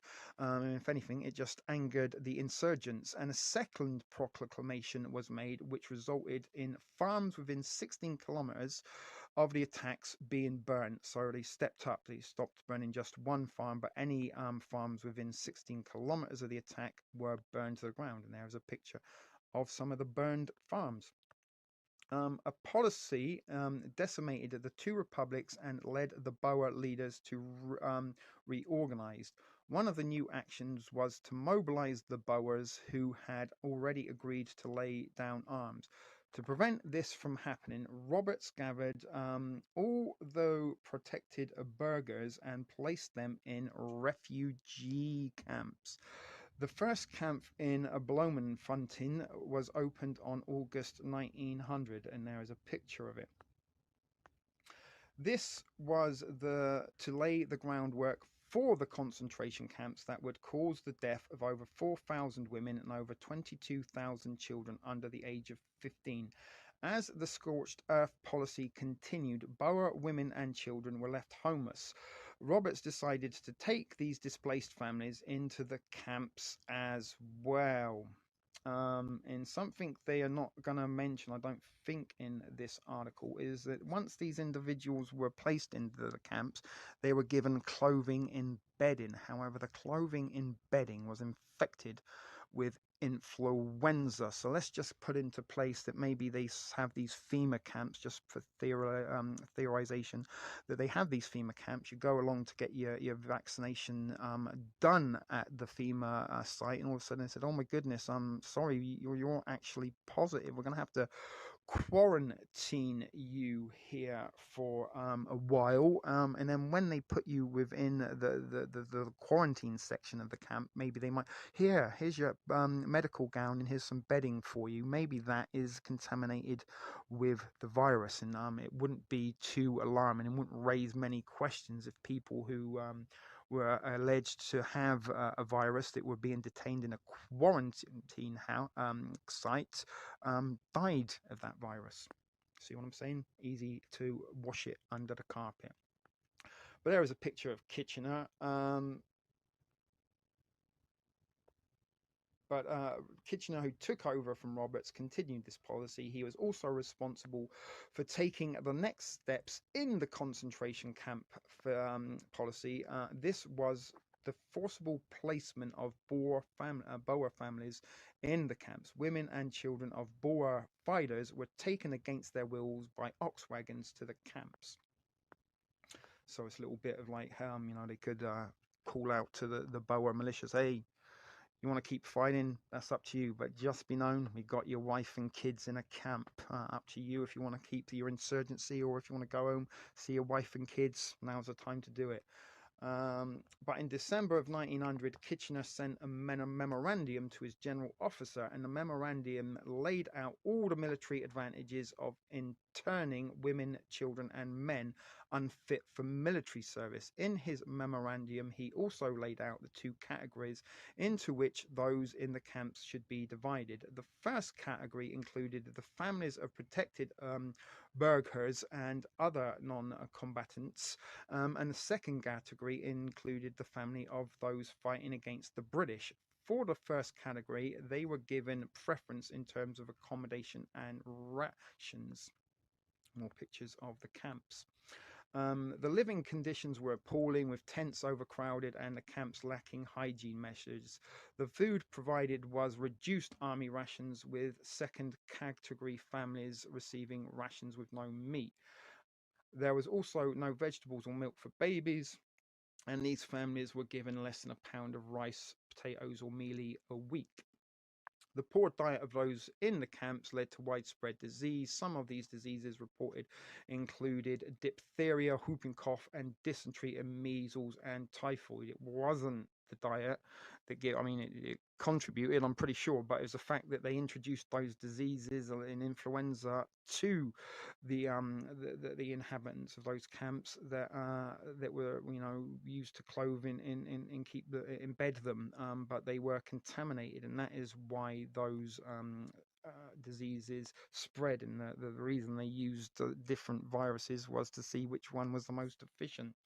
But by February 1901, a discriminatory food ration policy was discontinued in the concentration camps in Transvaal, and the practice would be discontinued in other camps over the following months. During this time, Emily Hobhouse would visit a number of camps, but Lord Kitchener would not allow visits to north of Bloemfontein. The accumulation of her visits would be a 15-page report for the Committee of the Distress Fund. The report resulted in the Fawcett Commission visiting the camps and confirming her findings in December 1901. Her report urged the British government to improve the conditions of the camps. She continued to visit them until November of 1901, where she was put under a deportation order and placed on a ship back to England. Seen too much, darling. Get your ass out of here and back to Blighty. On the boat you go. The House of Commons debated the use of camps in March 1902, and the British Colonial Secretary Joseph Chamberlain stated during the debate that the camps minimalised the horrors of war and that the policy was forced on them by the Boers. It wasn't our fault, we had no choice. While there were no official motions passed during the debate, steps were taken to improve conditions in camps. The end of the concentration camps in South Africa officially began with the Treaty of Vereniging, which ended the war in May 1902. However, many of the camps remained until 1903, including the ones in Bloemfontein and Brandfort, and Irene, which had some of the highest mortality rates. So there's a British, the Empire. There, a little bit of experience they had with concentration camps back 120 odd years ago in South Africa. And trust me, guys, it worked. They exterminated who they needed to. And is this about to be repeated on North American shores right now? Now, here's something a little bit scary. What's more scary than a guillotine? A smart guillotine that can operate itself. Stay tuned, guys. We're going to see what Fema have just recently purchased and had delivered to some of these 11 locations around the United States where they're setting up sites right now. Not setting up, already set up. People are lining up, having their jabs. So stay tuned. Fema smart guillotines placed in Fema internment camps. Again, a little bit of a make of this what you will, guys, but we will read it nonetheless. A United States Air Force C-17 cargo plane arrived at Andrews Air Force Base loaded with crates of smart guillotines, says a White House insider speaking under condition of anonymity. There's a picture of a FEMA truck there. The technology advanced guillotines, he said, are being manufactured in Beijing before being flown exclusively to US air bases. Then the military distributes the guillotines to the FEMA camps nationwide. Again, make of this what you will. He said the Smart Guillotine project was commissioned in 2011 at the request of former President Barack Hussein Obama, who had hoped during his term to declare martial law and use the deadly apparatus against patriots and freedom fighters that challenged his one world government agenda. The guillotine, he added, is the ideal method of execution for installing fear among the masses. The guillotine gained popularity during the French Revolution, a device which consists of a tall upright frame in which a weighted and angled blade is raised atop and suspended. The condemned person is secured with stocks at the bottom of the frame, position the neck directly below the blade, and the blade is then released to quickly fall and forcibly decapitate the victim with a single clean pass so that the head falls into the basket. However, the smart guillotine retains the basic design while adding several scientific advancements. Nothing like chopping your head off better than adding scientific advancements. For example, the headrest has a motion center and pressure plates that detect the presence of a human neck. No operator is needed, a computer. That's nothing better than putting decapitation in the hands of a computer, which drops and reacts a razor-sharp weighted titanium blade, which one source said can sever several hundred heads per sharpening. If a person resists, arm and leg restraints spring forth from recessed compartments, rendering the victim immobile. Moreover, the smart guillotines employ biometric scanning, including facial recognition technology, to exonerate persons mistakenly placed on the guillotine for extraction. The Deep State and Association FEMA recognized that some of its own people's heads might accidentally wind up on the chopping block. They had to devise a way to stop the blade from lopping off friendly heads. So when a person is face down waiting for the blade to fall, the computer scans the face and the iris. If it matches a friendly face stored in the database, the blade won't fall and the person is set free, our source said. Of course it is. But after Obama left office, FEMA and the DOHS kept the Smart Guillotine project alive using slush funds and black project money to fund 3,000 of the villainous devices, each of which reportedly cost $17 million. FEMA ordered them from the Chinese, our source added, because the agency felt guilty about using made in America products to execute Americans. In addition, the Chinese versions are less costly. The Andrews AFB shipment, over 500 smart guillotines, was distributed by rail to FEMA Zone 6, an area encompassing in Texas, New Mexico, Louisiana, and Oklahoma. Belgrade and Arkansas, primarily red states, likely to resist a declaration of martial law, military insurgent against the American, or a military incursion against the American people. And this is what I'm kind of suggesting. Are they scorched earth in Texas right now? The Texas would be the state I would put first on the list to stand up and resist a little bit of totalitarian takeover. And are they winding in crippling that state prior to these events taking place, so the resistance will be that much more subdued? And a little Cajun agent in our Texas Rose there are all in and around Area 6. We've got some of these guillotines just been delivered to you, but FEMA's main focus is on Texas. All eyes on Texas. If there's going to be a public insurrection, they know battle lines will be drawn in Texas. They know the patriot community is thick in Texas, and that is why Texas is receiving more of these smart guillotines than any other state. FEMA's first strike will occur in Texas, our sources say. The 500 units were sent to FEMA camps near Austin, a New World Order shock training facility in Waco, Texas, and a FEMA internment camp disguised as a water treatment facility in Carrollton. All states has them, but Texas has got the majority right now, our source says. If all information is accurate, the deep state using FEMA as its agent of evil is expecting plans to herd humans into internment camps. The acquisition of a smart guillotines is a portent of the deep state's hatred of America, the American people, and of the document of the Constitution. Our forefathers authored to protect us from wicked machinations of the very government we elected to select into office. So as I said, guys, there's a little bit of interesting, disturbing information to make of what you will, if or not you choose to believe that all of that is of solid validity. You know, you wouldn't be blamed. You know, some of it we may have to take a little bit of a pinch of salt with, but let's just not bring let's not exclude information before we bring it to the table and examine it before we determine if or not it is valid. But as I will finish off now briefly, I'm not even sure if I'm going to meet my deadline tonight. It really is behind the clock because of the clock change yesterday. I'm an hour behind everything right now. But I do plan to give you one last little article, and hopefully we will meet our time schedule. It's a little bit of a rush against the clock from me. Nothing for you to worry about. You're already comfortably watching.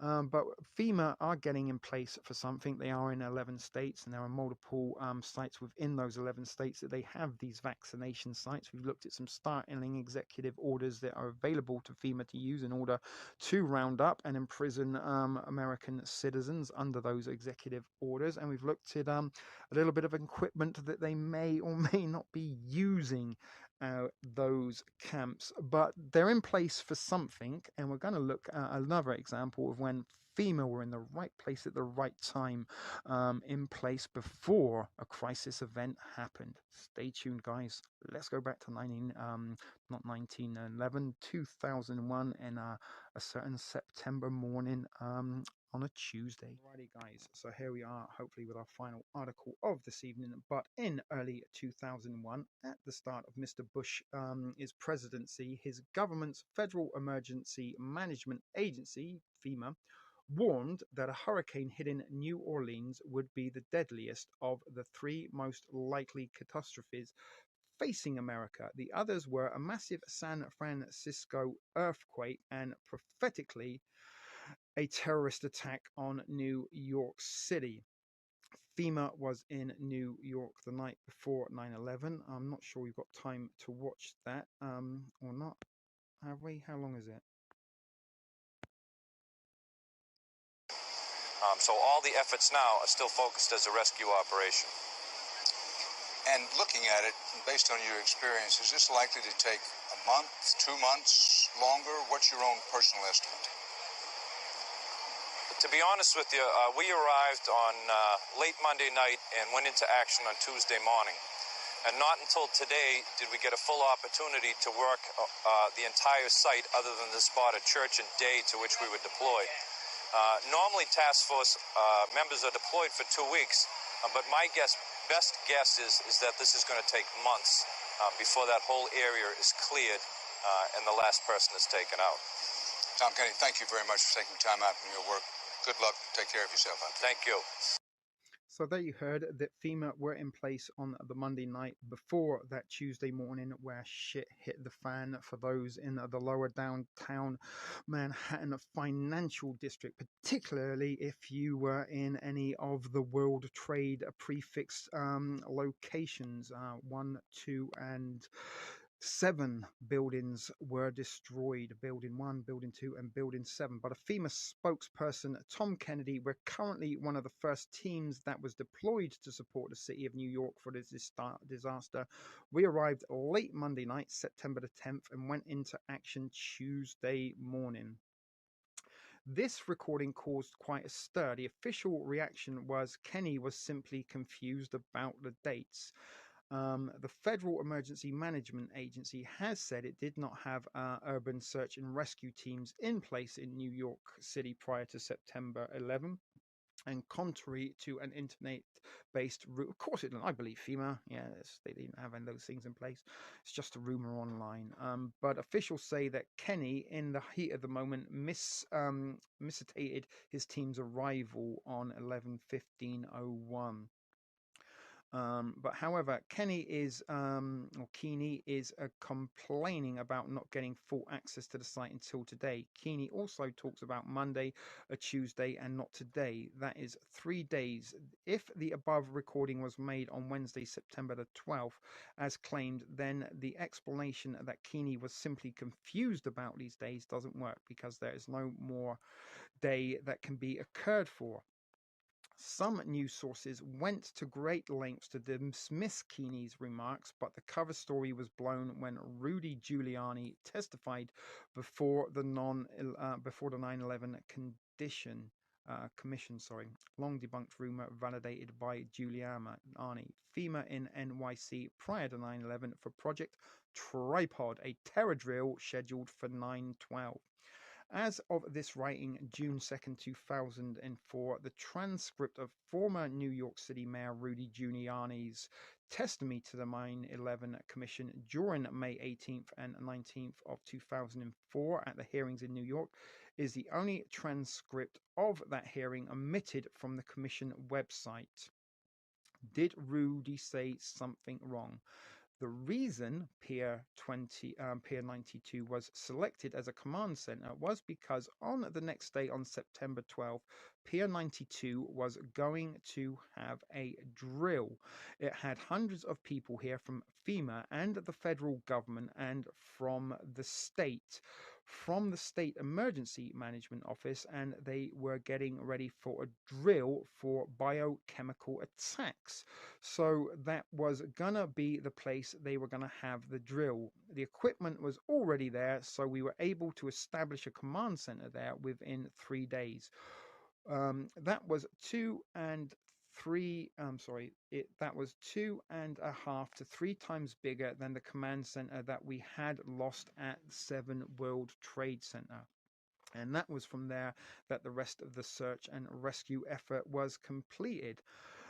Major questions exist as to why FEMA would deny being in New York City prior to 9/11 without mentioning the 9/12 bioterror drill. These questions must now be addressed, as the initial suspicions of those who learned from the Tom Keeney statement have been clearly validated.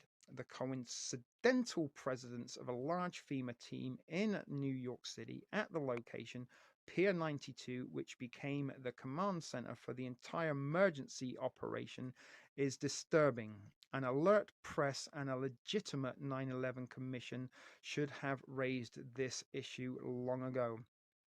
The following eyewitness account confirms FEMA was at the tower before its collapse. And it just was amazing. Everybody was looking up, and I didn't at first see what it was. And then I looked up, and I saw what looked like a huge hole in the World Trade Center. And I was trained as a paramedic. I'm not currently licensed, but I started walking towards, I get up Greenwich Street towards the World Trade Center, and I just saw arms and legs and pieces of bodies and just a lot of really bad stuff. And I just put on my latex gloves. And I walked up and I got to the front door, and there's this guy from FEMA. That's like the Federal Emergency Management Agency. And I said, listen, I'm not licensed, but I'm trained as a paramedic. And he's just said, well, that doesn't matter now. Come on in. And so we went in, and we went under the basement to the other side of the building. And basically what we were doing was people were coming down the stairs. The fire department was arriving in groups, and they were going up the stairs. And there was a group of us, and what was happening was people were leaving out the exits, and they were getting killed by debris that was falling. And so what we would do is we would corral people in groups of 50 or 100, and we'd go out the doors ourselves, and we'd look for debris. And then we'd tell them go, and they'd run out in groups. And we just did that maybe 15 or 20 times when the second plane hit, and at that point, I just started cursing, and I turned to this FBI agent, and I just said, where's the air support? I mean, aren't we supposed to be prepared for this? And some guys from the bomb squad came in, and I said, are we looking for secondaries? Because my first thought was that they missed the first time. They're not going to miss this time. They're definitely going to bring it down. And my thoughts were that the planes were just a distraction. They probably had bombs actually, you know, in the garage or whatever again, and that's what their main intention was. Just during a lull in the people coming out, I turned to this guy, one of the FBI agents that was there, and I looked him in the eyes and I said, "You know these things are going to come down, don't you?" And he looked at me and he said, "Yeah, yeah, they are." And none of the federal agents that were there made any attempt to leave, and they just knew the building was going to come down, and they just stayed. And I don't think the firemen, the looks on their faces when they went up the stairs, I don't think they thought they were going to get out either. I think everybody just kind of knew what was happening, and we were just trying to get out as many people. Entrance to the trade center, and he says, "Go there and help." I said, "Look, I'll stay with you." And he says, "No, go." And went down the escalator, went out the door, and I crossed the street, and I came up to the paramedics that were there, and I said, "Listen, you guys need any help?" And they were like, "Are you kidding?" And we started triaging people, and just then, I mean, I couldn't have been out the door 5 minutes. There was this explosion, and I looked up, and it was falling on us. The whole thing was just coming down on us, and we all ran. I ran east about a block, and then I kind of went to my right, and I hit behind some pillars when it came down, and it was like a huge, the biggest pipe bomb in history, because all the glass and all the metal just kind of just formed shrapnel, and just about everybody that I was running with that didn't make the right, I think they just all got killed. There were cars exploding, and so there you go. There was one video that we saw a little bit of information, very interesting. Or if I'm not, you can take everything that this person was saying as accurate, but some certainly startling revelations there. And if not, he was crying on cue for effect. Who knows? But interesting stuff. As some of you guys may know, I am a little bit of a fanatic and I'm not on the 9/11 conspiracy, but as a footnote, the following videos show a huge convoy of trucks and heavy equipment heading through New York City on 9/11 to assist in the WTC wreckage cleanup. But immediately after the collapse, they were there to assist the WTC wreckage cleanup immediately after the collapse of WTC-7. It defies belief that this could have been coordinated in less than 6 hours. We'll come back and look at that. When you compare the reaction to the unexpected events of 9/11 to that of the unexpected events of Hurricane Katrina, there is only one conclusion that can be drawn. 9/11 was not an unexpected event, and it was meticulously planned. And we could also go as far as to say that was a case with Katrina. Weather modification, they used a little bit of directed energy, Project Bluebeam dummy run on 9/11. Then let's see if we can play God in create apocalyptical weather conditions down there, New Orleans in Louisiana, courtesy of Katrina. So anyway, these are the videos that we watched. Not exactly very revealing, but nonetheless.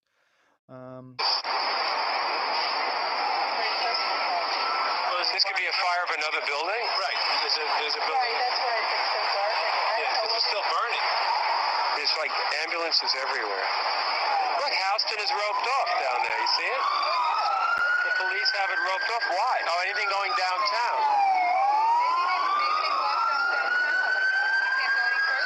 But there's more cops right here. Look. Look at this. This is a major thoroughfare where we are. I know. Were they getting bodies out? It does. And this is a major corner. That's what's going on.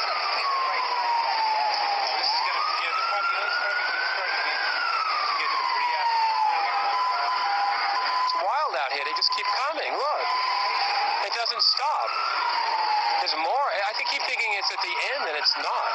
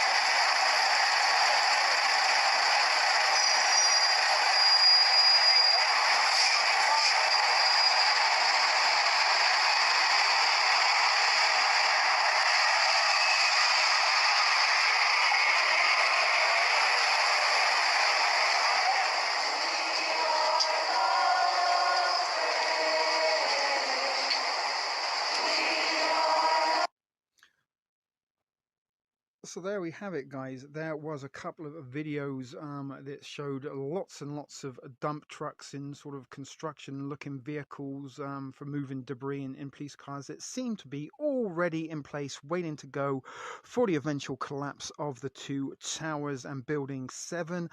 FEMA were there on the 9th of the 10th of September 2001, sent up a triage center for a drill known as Operation Tripod, where they were going to conduct exercises in a bio-terrorist attack on that part of the thing. Lucky for them that they were in place with all that sort of anti-terrorism in triage equipment to deal with the eventual catastrophe that happened. And once again, FEMA did proclaim to George Bush months before the events of September 11 that one of the three major catastrophes that the United States would be experiencing in the coming future was a terrorist attack on New York City, as well as a devastating hurricane on New Orleans down there, courtesy of Katrina. They got 2 of those out of 3. I don't even know what the third one was. They didn't mention it, but guys, FEMA was on hand, ready to go. FEMA is the shadow government.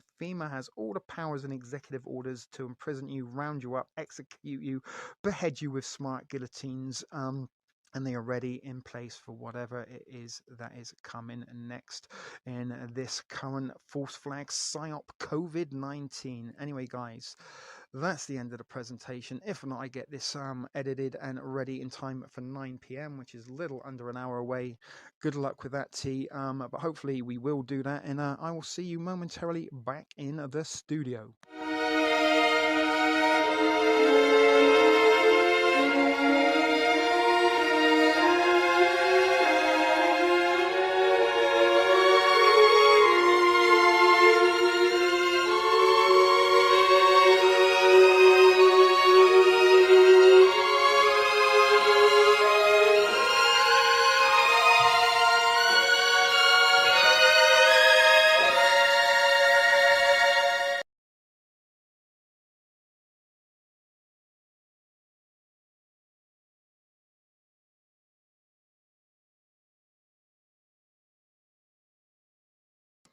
Okay, guys, welcome back. Although I don't know if you really want welcoming back after watching that presentation and some very, very interesting stuff back from that certain Tuesday in September, nearly 20 years ago. And quite correct, Devil, you do not put that amount of heavy equipment together on a moment's notice. That shit was in place, ready to go, waiting for the towers to be disintegrated right before our eyes, live on TV. And what a FEMA in place, ready and waiting for right now. So let's get the camera back.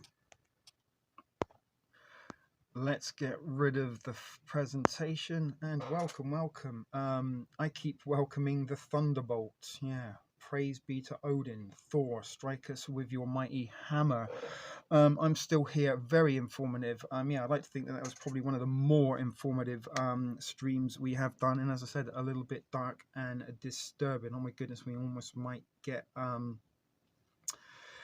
into a 9/11 discussion here. Don't do this, we could be on there all night if we do. 9/11 is my Moby Dick, guys. As you know, if anyone was around 2 years ago when I put the September's Tuesday series, I give you 40 hours and more of footage on 9/11. Now, super thermite, the ingredients to super thermite were found, not necessarily it was thermite. Now, a lot of the ingredients that you can make thermite of comes in exit signs. And I noticed, Marduk, you mentioned something about controlled demolition. I believe controlled demolition was involved, but that wasn't what brought the towers down and didn't turn them into dust. Why the controlled demolition theory falls flat, people, and I'll explain it to you. I did explain it in September Tuesdays, but unfortunately those videos are gone. Didn't want me telling you about what really went on 9/11. Controlled demolition. Let's say you've got a building that is 100 feet high. The biggest part in proportion and component of any building is the air between the floors. So when you do controlled demolition, you set the explosives on each floor detonated to go off at certain time intervals, so they have to go boom boom boom boom boom, so they all fall at free fall. Another thing Devil spoke, the towers actually fell faster than free fall, marginally faster, but faster than free fall. Now once you've set your detonations and your explosives in place and you boom boom boom boom boom boom boom boom boom, it takes out the struts and the floors collapse on top of each other like the pancake. But once the demolition has been completed, you are left with 30% of the remainder of the building forms a pile of rubble 30% high, because all you do is take out the struts and the air disappears from the middle and the floors. There's nothing in between the floors that is of structural materials. So once it's taken out, the floors pile on top of each other. So in the case of the World Trade Center, had it been solely controlled demolition, you would have had two giant piles over 300 feet high when they took out the floor. But what we actually were left with once they come down were two fuck off big holes in the bottom of the ground that you could see right down into the foundations and below. And we also watched and witnessed as the towers fell, they turned to dust in the air. All that cloud of dust that you saw emitting after they fell, that was the towers themselves. That wasn't dust in the things, that was them turned to dust, blown in the wind. There was no debris left around. It turned into dust before our eyes. And what sort of technology can turn solid steel into dust before our eyes is technology we have no knowledge of. Advanced technology is almost unrecognizable to magic. I did send you the link, Marduke, of the Great American Sight Opera, and also sent you a link for Judy Woods, where the towers go. These two people need knighthoods, sainthoods. That, if there is a God, these people need fast track into heaven for their research and work on what happened. They don't tell you who did it, they just explain how it was done. The directed energy weaponry, I do believe it was a Project Bluebeam dummy run, holographic planes, radio frequencies distorting the minds of the immediate witnesses, and then they blew those to Kingdom Come with technology we have no comprehension of it. But anyway, 9/11, FEMA were there the day before, ready and waiting. We've seen all the logistical impossibilities of being able to put that huge convoy of trucks and construction vehicles and debris removal vehicles. All of that doesn't get put together in a few hours. Absolutely no way. And then again, bearing in mind, Lower Manhattan is an island. There's only a few entries in there. There's not that sort of logistical department,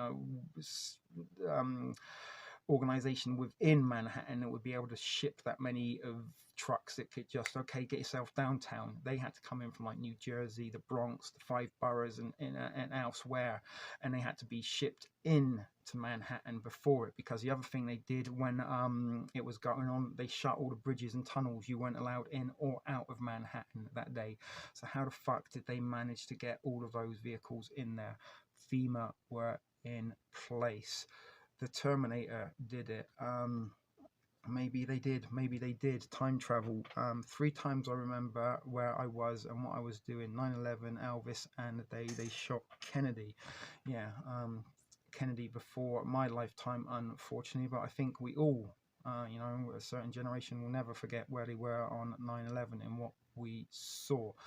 But as we did see, FEMA were there ready and waiting for it to happen, and FEMA had already declared before it happened 6 months prior, to George Bush in a meeting, that America could face a possible 3 catastrophes, one of which was a hurricane to hit New Orleans. We had Katrina, and then lo and behold, a terrorist attack in New York that they just happened to be on hand for carrying out and conducting a drill on a terrorist attack in the exact location. Radicalized jihadists armed with box cutters and limited flight knowledge carried out a suicide mission using aircraft and flew those aircraft beyond their physical capabilities and managed to hit their targets at the first attempt. Impossible. But anyway, John Connor pulled the building just to destroy the T-100. But anyway, interesting stuff regarding Terminator and time travel in regards to 9/11. And if you were here yesterday, I mentioned a series that I'm watching on currently watching called Sisyphus, the Myth. It's a hard word for me to say, Sisyphus.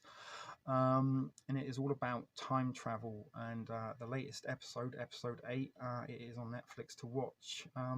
It had somebody from the future who come back to August of 2001, and then from the 6th of August to the 10th of September, stocks, betting on the horses, stocks, horses, investment, earns billions of dollars. And he has a little trade, a broker that's working in the Korean stock market for him, and he's like, okay, at the end of the day, tomorrow, 10th of September, sell everything and buy put options. Some from the past, prior knowledge to 9/11 and the put-ons. But yeah, I don't know. People believe what makes them most comfortable. I think, Marduke, and this sort of information and knowledge, it can be a little bit like the ring that fucking Frodo had to carry to Mordor. It does become a burden on the soul. And again, some of us folks that may have been sort of following this sort of shit for years, kind of secretly wish it was never ever going to happen. And it's sort of like I kind of wish that I was wrong in so many ways. But the alarming nature that FEMA were on hand and sort of said that these events were going to happen, could happen, and then they did happen. Now they're here, mobilized in the masses in multiple states. We saw all the information in executive orders that they have available to their disposal to round each and every one of you up, because I'm in Canada, north of the border. FEMA don't have jurisdiction here yet, but they have the power, all the things they need to legally round you up, take you to these centers, either choose to correct you, re-educate you, or put you into force labor. Bonsoir, Etienne. Good to see you. Glad you could make it as our token gusset this evening. So FEMA have all that power. And now they have all these sites in locations in 11 states around around America right now. And they're on the border. We saw how they have been, years ago, started to train the Mexican National Guard to act as your jailers and executioners at these detention camps that are, this is it, the very, very thin veil of deception. That, yeah, it's just here hiding in plain sight. Come get your vaccination. But these sites are multi-purpose. Walmart and all the buildings that they shut down, the fact that they all have train tracks in what looks like kind of reservoirs and things at the back. It's all the ingredients you would possibly need for a death camp. Now, as I said, this sort of presentation, I didn't even have a concept that I was going to be bringing for you tonight in around sort of 5:30, and then sort of just around sort of 6:45 time I started my productions, which was cutting it very, very fine to the mark. But I managed to get an hour and 45, I think, of material in tonight that I felt was important, and there is stuff that I could have had it. They moved that gold, at the World Trade Center. Devils, that what you're talking to? My meat stick got greasy. Okay. Well, I'm glad you're all horny and frustrated there, Aztec, after the disturbing. I might sort of say a little bit about your state of mind there. Maybe a nihilistic tendencies, perhaps, to get excited and aroused when the prospect that there are death camps on your doorstep, and they really are literally waiting to come and round some of you up and take you to those death camps and either put you to work, or exterminate you. Again, I'm not exactly telling you that is what is happening for sure, definite. But there's an awful lot of evidence that would suggest, well, hang on a minute, this fucking lad TSP, that British guy in Canada, he might be making a point or two here that we might need to actually pay a little bit of attention to what he's saying and stop flicking our beans to the sweet, dulcet tones of that accent. They're on your doorstep, folks. They're there. All the things, all the ingredients, all these conspiracies, all these myths, all these things that were debunked and told us that were ridiculous is now unfolding in real time. Exterminate me, please. And that is a little bit of goodness. You know, I do have Polish lineage, and I have sometimes explained or mentioned that my Polish grandparents were survivors of the camps, and they were put to labor. They were lucky enough to not be sent to the showers. They were the labor force. And my grandfather, he had the unfortunate job of corpse removal. Once the showers had finished, he'd have to go in and start pulling them out and dumping them in the hole. Hello, Mrs. L.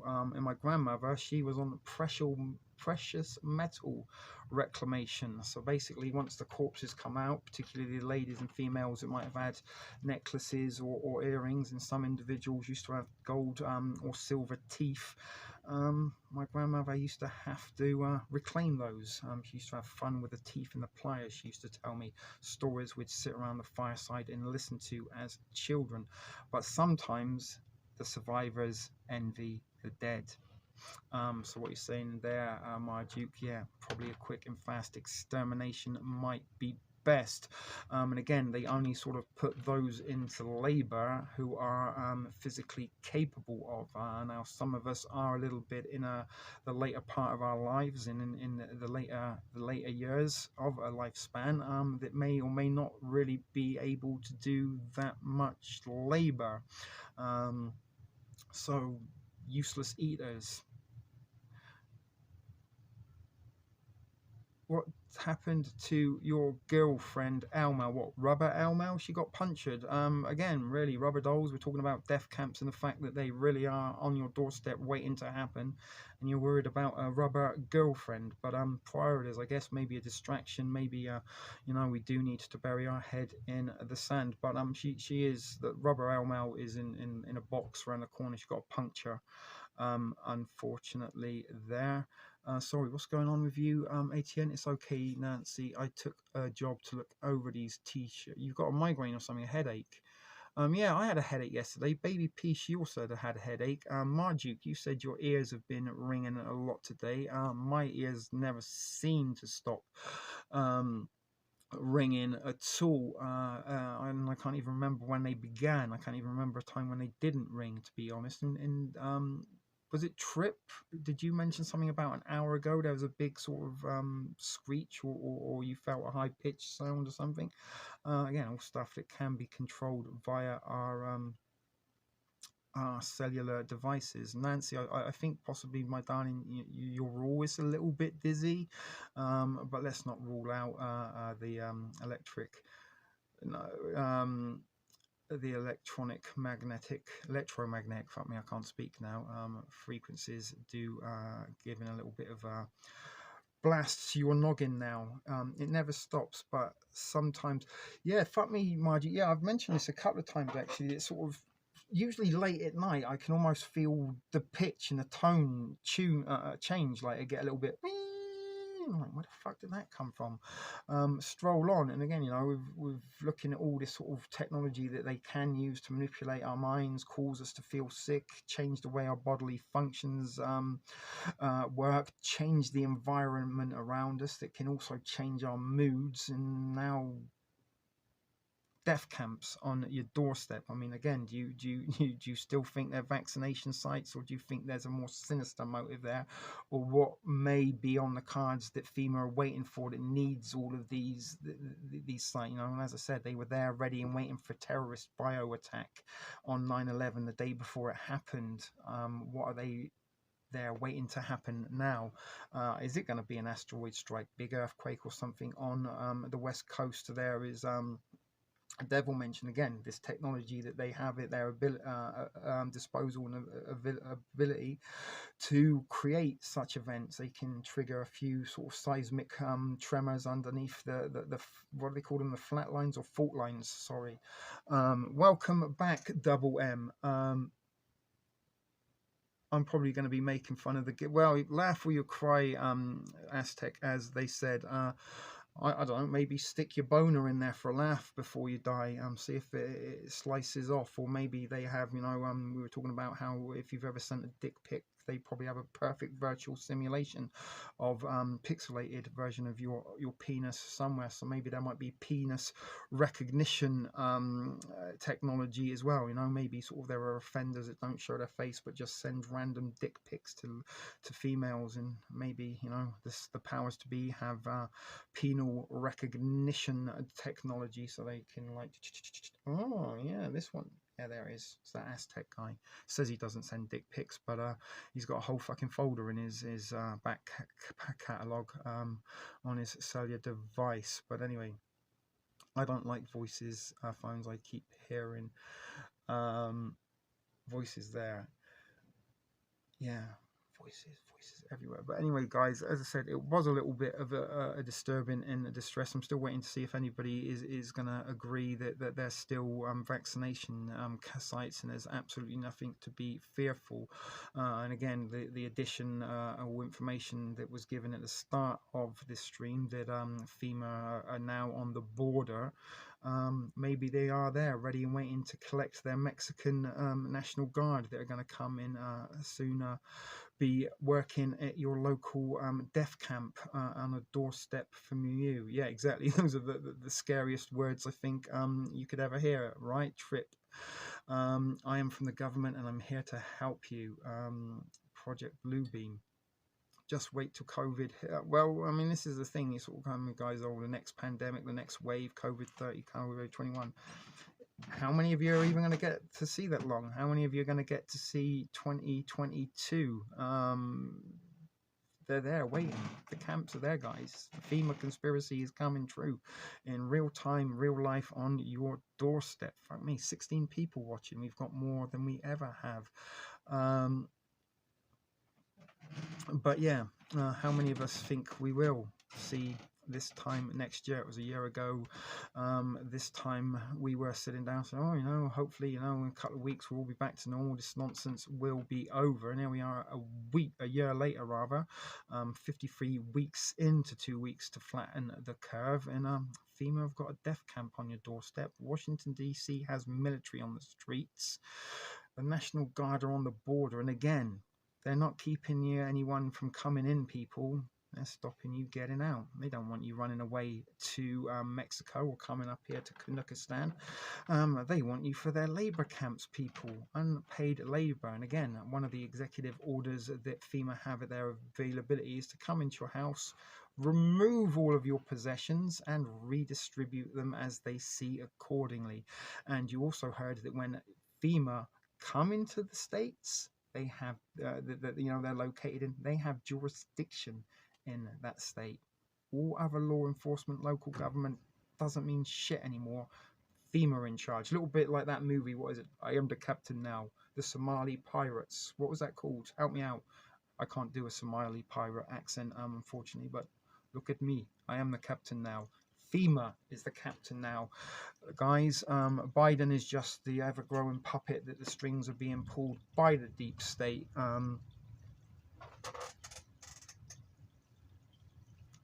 Sorry, I've lost my train of thought then.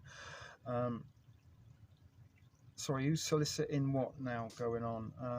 I've survived all the other pandemics since the 80s. So, but will you survive this pandemic, Aztec, is the question. Those other pandemics didn't have FEMA death camps on your doorstep, did they?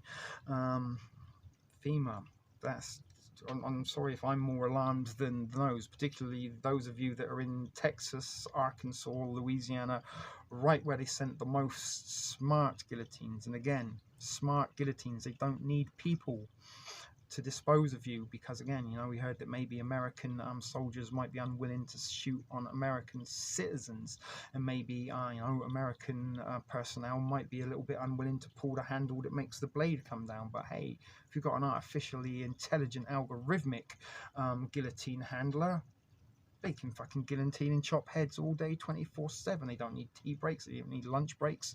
They can just keep going. As long as they're plugged in and the lineup is there, they can chop heads all day long.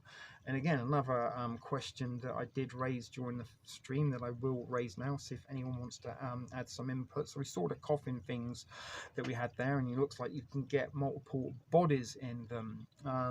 But they also look a little bit like the sort of containers that meat comes in at the supermarket or the grocery store. When you go and buy meat, they usually come in a container similar to that. And also mushrooms, they sort of come in a similar container like that. But anyway, what if those bodies are exactly that, to transport the meat? We saw the cold box truck in the back of those pictures in the Floridian FEMA camp down there. And what if that is the cold storage device that then takes your body along to the Beyond Meat factory? It's probably in my blood. But again, you know, Dean, they do have the ability, or Aztec, to create the virus electromagnetically via your cellular device. They can just twitch the frequency in your cellular device and beam it into you, so you get the symptoms from COVID from you without even having to go out, and you can get it from your phone. That's what I'm saying. Be afraid. Be very, very afraid. And again, this isn't me just rambling on and saying, yeah, your phone can kill you. I've given you the evidence to more than enough evidence to suggest this. Those coffins are big enough for a couple of people. Well, that is the point. Multiple people. Cost effective. Why buy multiple coffins when one can put multiple people in? But yeah, you know, I think all of us here have survived those things. I can remember when the bird flu was breaking out and I was in England, and there was a little bit of a panic about it, and I was in the pharmaceutical industry at the time. I did bring a couple of those hazmat suits home with me and a few masks just away. Soylent Green is people. Beyond Meat is people. Sorry, I'm not understanding. Otherwise, there is. I think it's only. What do you mean? Again, we looked at the tech. They don't need the implants. They don't need to put nanotechnology. You don't need a neurochip. All of this stuff can be done from the devices that we carry around without the added need to that. The vaccination is just seeing who is willing to line up and agree and comply and do what the New World Order said. That is all they're doing now, is testing. This is reconnaissance. The first year of the occupation is reconnaissance, to see who is going to cause trouble, who is willing to comply, who we need to get rid of, where we need to get rid of people. And all of that has been done and carried out in the first year. And now they are unrolling. Okay, Texas, they're the problem. Louisiana, yeah, those fucking Confederates down there, don't want them rising up again like they did in the last Civil War. Yeah, you know, maybe once we become one at the Force, we can, you know, be like Obi-Wan Kenobi in his spirit form. It might be, you know, a better place to be. But that is what they're doing. The vaccines, the masks, all of this is to see who is compliant. It's not about putting things into you. I mean, it might be about putting some kind of poisons and toxins, but it is to see who is compliant, who they need to exterminate and who they don't need to exterminate, who they can put into the labor, who they need to think, you know, maybe Nancy and Martha, they can pick a few gold teeth out of that pile of corpses while they've still got a few breaths in the lung. And hang on, that Marduk, that devil, those guys, they look like they're a bit strong and could probably hammer a few nails in coffin lids for hours upon end. Yeah, that's it. We can be breathing it in, devil. You know, all this stuff that they're putting into the environment and into the atmosphere and into foods, it is probably already in us. It's too late. It's just the illusion that they're going through and the deception. Yeah, I do know that Aztec, you are a little bit of a joker, but you know, I kind of a little bit yesterday. You know, we had a jokey sort of funny response to the memes of mass manipulation. But you know, this, as I said, was from the start. I mean, you did join us a little bit late. It was probably some of the more disturbing content I put together in a presentation, and why it is disturbing because it's happening now. It's not, oh, this is going to happen and could happen. Be aware of this. And you know, it's kind of a little bit, you know, like Marduke sort of mentioned that the weight of knowledge sometimes bears you down. And for many years, you know, since the early 1990s, I've been kind of researching deep state or Illuminati, New World Order type conspiracies. Prior to that, I was very much into things like Bigfoot and UFOs and that kind of, you know, Bermuda Triangle type mysteries. I've been looking at it for a long time, and for many times I just did it as partly entertainment for myself. It sort of interested me and kept me active. But you know, sort of the 90s saw a lot of events sort of come into be that was sort of prophesized within this new world order. You know, nightmare. I can't call it a fairy tale. It's a nightmare of a story. And you know, 9/11 was, for me, it's a little bit more real than we thought. And you know, the what happened in the aftermath of 9/11, the sort of, you know, the dawn of the Orwellian era, total surveillance, deep state, Patriot Acts, all this kind of stuff. See something, stay something. Walmart were in on the act right back then. You know, they were part of the Homeland Defense, Homeland Security rather. See something, say something program.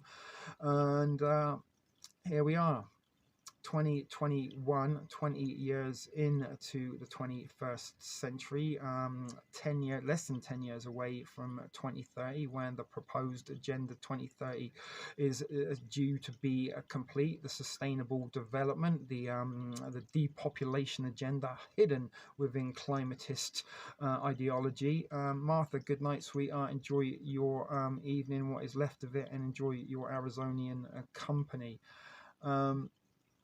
And this is the thing, Etienne, that we up here in Canada, we do have camps. There are quarantine camps here in Toronto at the hotel, the airport. They're using the hotels as temporary detention centres, mostly for people coming in. They've got to go into a period of 3-day quarantine. Here in Ontario now, the police do have the ability to just walk up to you. Hey, what are you doing outside? Oh, I'm just getting some exercise. Are you sure you're getting exercise? You're not doing some sort of social non-compliance activities or that? You know what? I think you are not complying with the bylaws. We're just going to arrest you. You know what? I'm not going to fine you. We're going to send you to jail. They have the power to do that, just like back in the G20. G20 here in Toronto nearly 11 years ago was a test run. It was a dummy run. They brought in mercenary security agencies and protection agencies, and they trained them in the art of rounding up population and taking them to temporary detention centres. It was a 4-day exercise. Toronto government here, the city council, put into place some age-old bylaw from back in the days of the 1900s and early 1900s, and when there were strikes. And basically, in order to prevent people that may or may not be attending these strikes and causing violence and riots, you could detain and arrest anybody. And they put these measures into place the night before the weekend of the G20 started. Didn't tell anyone, and essentially Toronto was in martial law for that weekend. Now, the United States has been in medical martial law since last March. FEMA has been in charge of the government since last March. That's why the White House symbol is being used as a decal, not the presidential crest. That is gone. Devil, you were talking about the Air Force One. They're using its serial number, not its code name Air Force One. Once your fear is gone, you won. The real war is for our souls. The real war is for our mind. Our souls are valueless, but our flesh is probably profitable on the food industry. Well, again, ascension is stuff you may or may not believe in. If you are religious, then that's there. But again, you know, where's your God now when you need him? And is he happy to just let you die at the hands of these devilish, tyrannical individuals? But, you know, as I said, your faith is important to you, whatever that faith may be. And now more than ever, we probably need the faith. But I sometimes, you know, I mentioned once during twice during the September Tuesday series, you know, that there was probably never more of a time that some of those people in the trade center were praying to their relevant gods. Please, please, God, I pray to you, rescue me from this terror and hell. Please stop me from burning to death in this building here. I want to go home and see my families. And not one of those gods answered the individuals there. And you know, someone said, oh well, that's because Jesus was waiting to welcome them into heaven. And in my mind, as an atheist, I kind of see like an airport scenario, and a flight's been delayed and there's all these angry people. Why am I here? I'm not supposed to be here. I was praying to be saved, yet I'm here in heaven. Why didn't you save me? Oh, you know, got a bit of a backlog with people coming to heaven right now. We've got some delays, can't save everybody, la la la.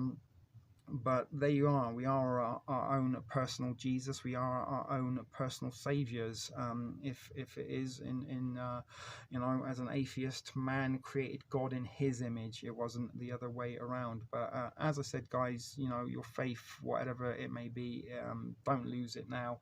Don't give up on what you believe. Everyone is entitled and free to believe whatever they want to believe. But I don't believe in religion. I know a couple of you don't there. But as I said, none of those gods answered any of their prayers on 9/11. And another question I'd like to propose: if your God doesn't answer the prayers of a dying child with cancer, what makes you think he will answer yours? And again, if your God doesn't answer the prayers of a child being raped by a pedophile, what makes you think he's going to answer yours? But yeah, we will see a guy. And if God shows up and sends me to hell, then so be it.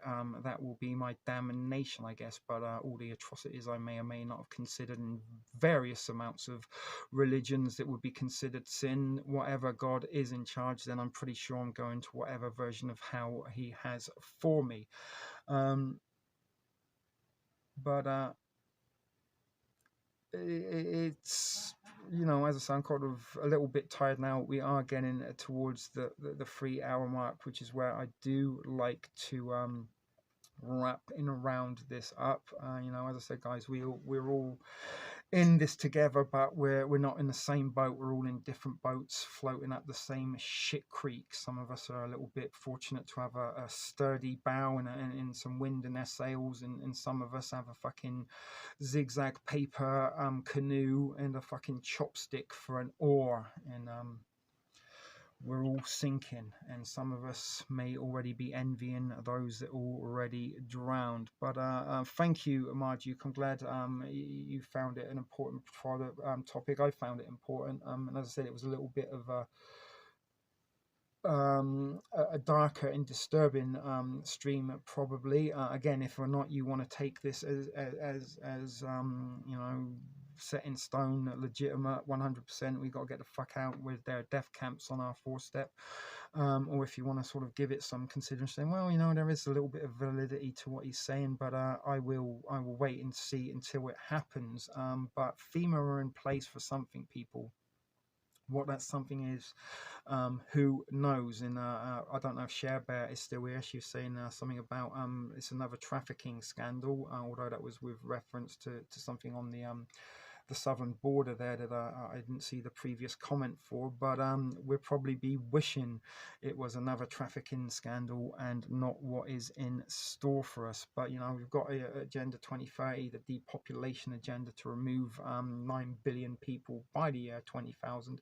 So those of us that remain will be able to live in a sustainable harmony for the rest of our lives, but within one world order, totalitarianism. Share if you agree. The one world order is good for us all. The leader is good. The leader is great. Remember that from The Simpsons when the cultists moved in to Springfield Prison Planet. Yeah, it is a prison planet, funnily enough. And yeah, maybe we will have to engage in this another night, Marduke. So as I said, make of it what you will, but there is some very, very stark evidence that I presented to you tonight, and there is even more stark reality that the fact that the evidence I provided you tonight can be seen in real time, real life on many of your doorsteps right now.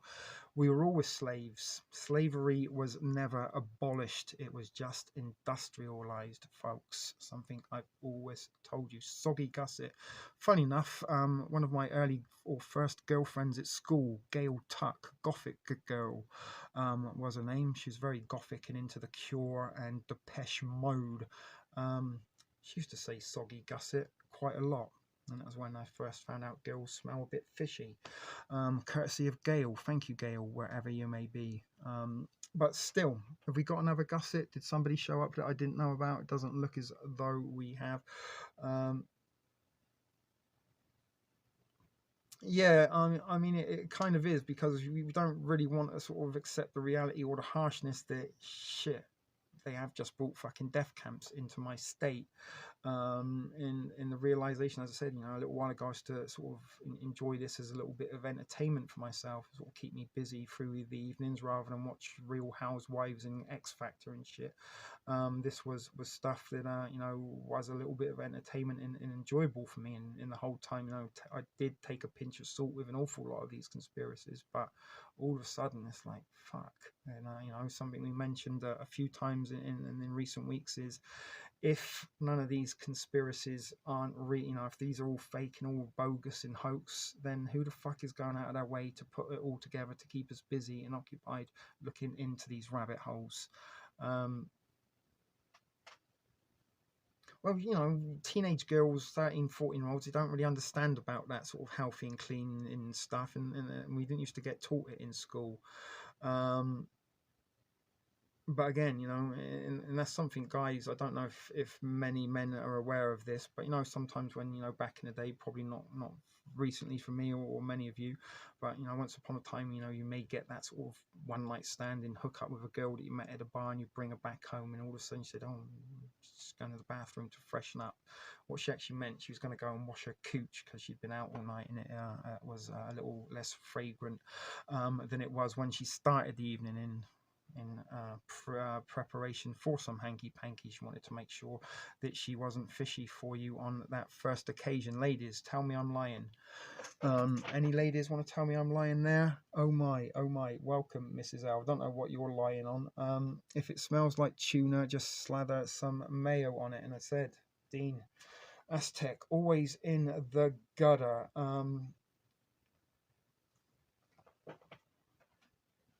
Trying to put a little bit of a light twist on the end of the night for you there. Cut the laughs after the dark, disturbing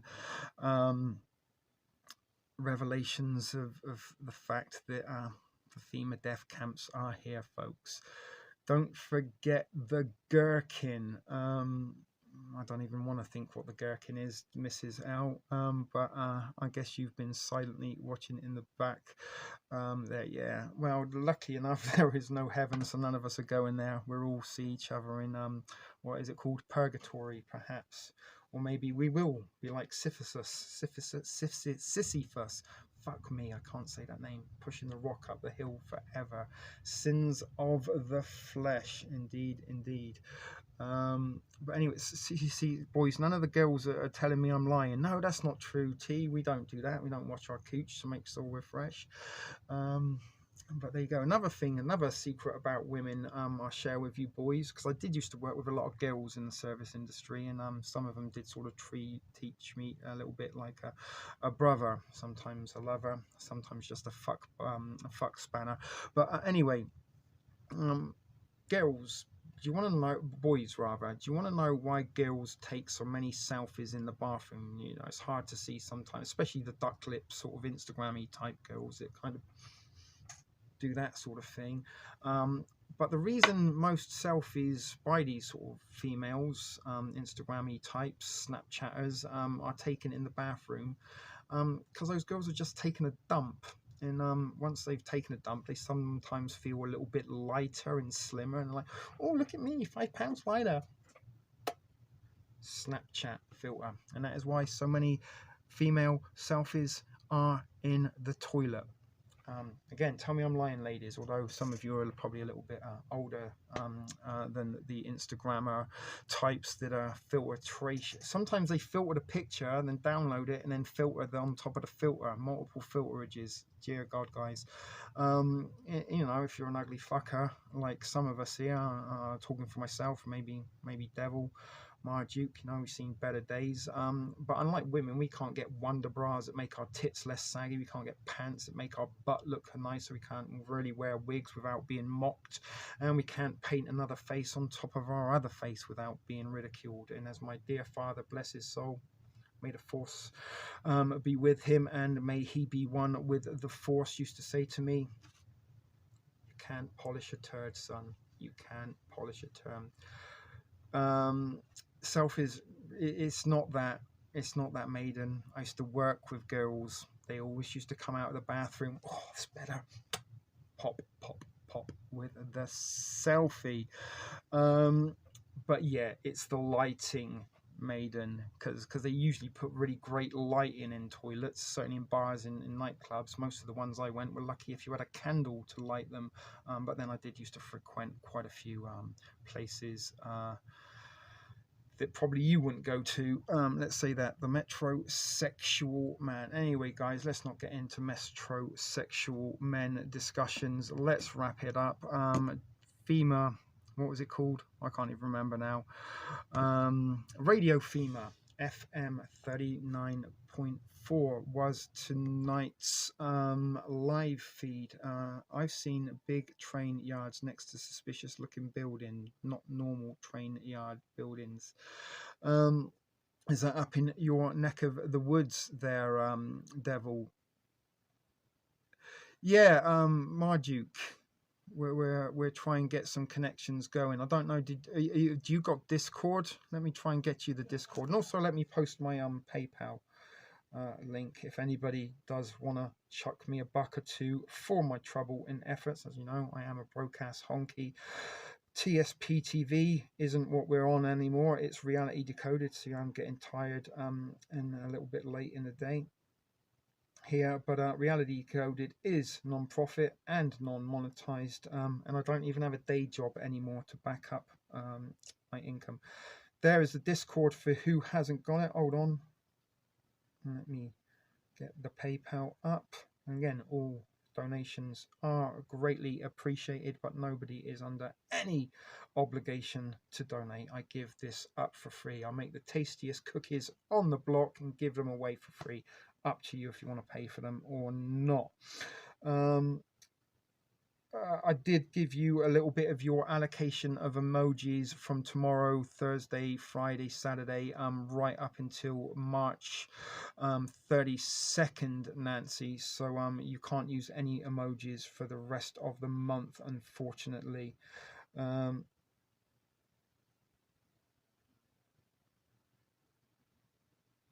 PH balance U2. The other little unfortunate thing, also, we did have the Reality Decoded group on Facebook, but unfortunately, since the TS Prepper Facebook account was deactivated for being against the compliance of the regulatory rules enforced by the community standards team over there, unfortunately, I've lost all admin access, so we can't grow that group at all. So I might have to make a new Reality Decoded group for you all to join, if or not you want to. But we do got a few outlets where everyone can chat off air, and you know, I do encourage a little bit of chat. Devil Speak, thank you, brother. You all send me some very, very interesting articles and points of reference to look into, which we will probably try and cover at some point. Almel, wherever you are, darling, shout out to you. I do know that you are watching, but are a little bit of a silent viewer these days. Got a few troubles going on of her own, so a little shout out to her. But anyway, guys, thank you all for watching. We do got 14 in the house right now. Don't like to leave sometimes with so many watching, but as I said, I'm starting to get a little bit brain dead after the exploits of today, and a little bit of proud of myself because I did manage to put all of that together in less than 2.5 hours, start to finish.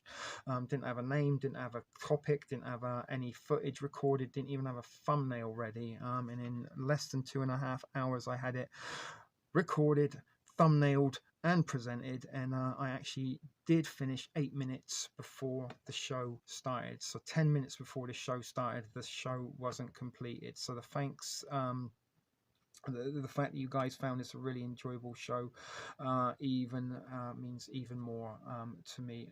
Thank you for that kind comment, Marduke, there. I think it was Margie. God, I'm reading things. Impromptu is opposite the best. Big thanks TSP from Trip. Good show from Devil. Awesome, guys. You've been the best audience I could have possibly had tonight. Glad you found it interesting. Glad you paid attention to this. Share this fucking information. It's the only time I'm going to tell you that you need to share this information, and you do. Not necessarily if you want to share this stream, but you should have the information you need to look this stuff up for yourself and inform all your friends and neighbors, especially if you are in FEMA Zone 6, where they do have 500 smart guillotines ready to go. What are they for? Chopping zucchini? I don't think so, guys. Anyway, thanks everyone for tuning in this week to TSP. Why do I keep saying that? To Reality Decoded. Sorry, guys. Told you it is a little bit late in the day. But thank you guys for tuning in these last 3 nights to Reality Decoded, these live stream. Finally, we managed to get you 3 nights in a row. Finally, I delivered your scheduled regular programming, and hopefully we will see you again. So I'm getting anal again about my lining up of the little dancing girl. There we are, centralized. So hopefully we will be back again next Friday, 9 p.m. Eastern, 8 Central, 7 Mountain, 6 Pacific time. If not, we have a pop-up bonus episode in the days before next Friday. We will remain to be seen, but I will try to give you as much notice as I can on that one. But if not, we will see you next week, Friday, 9 p.m. Eastern, where once again the doors to the Thrift Store studio open and Reality Decoded Live comes at you large and impromptu. We'll figure out some content between now and then for you. Maybe some zombie apocalypse stuff, as Maiden said that would be an interesting show. But till then, guys, take care. Look out for each other. Make sure you don't do anything stupid. Stockpile on what you need. May the force be with you. Be excellent to each other. This was Shit Video Productions bringing you Reality Decoded Live. See you next week, guys.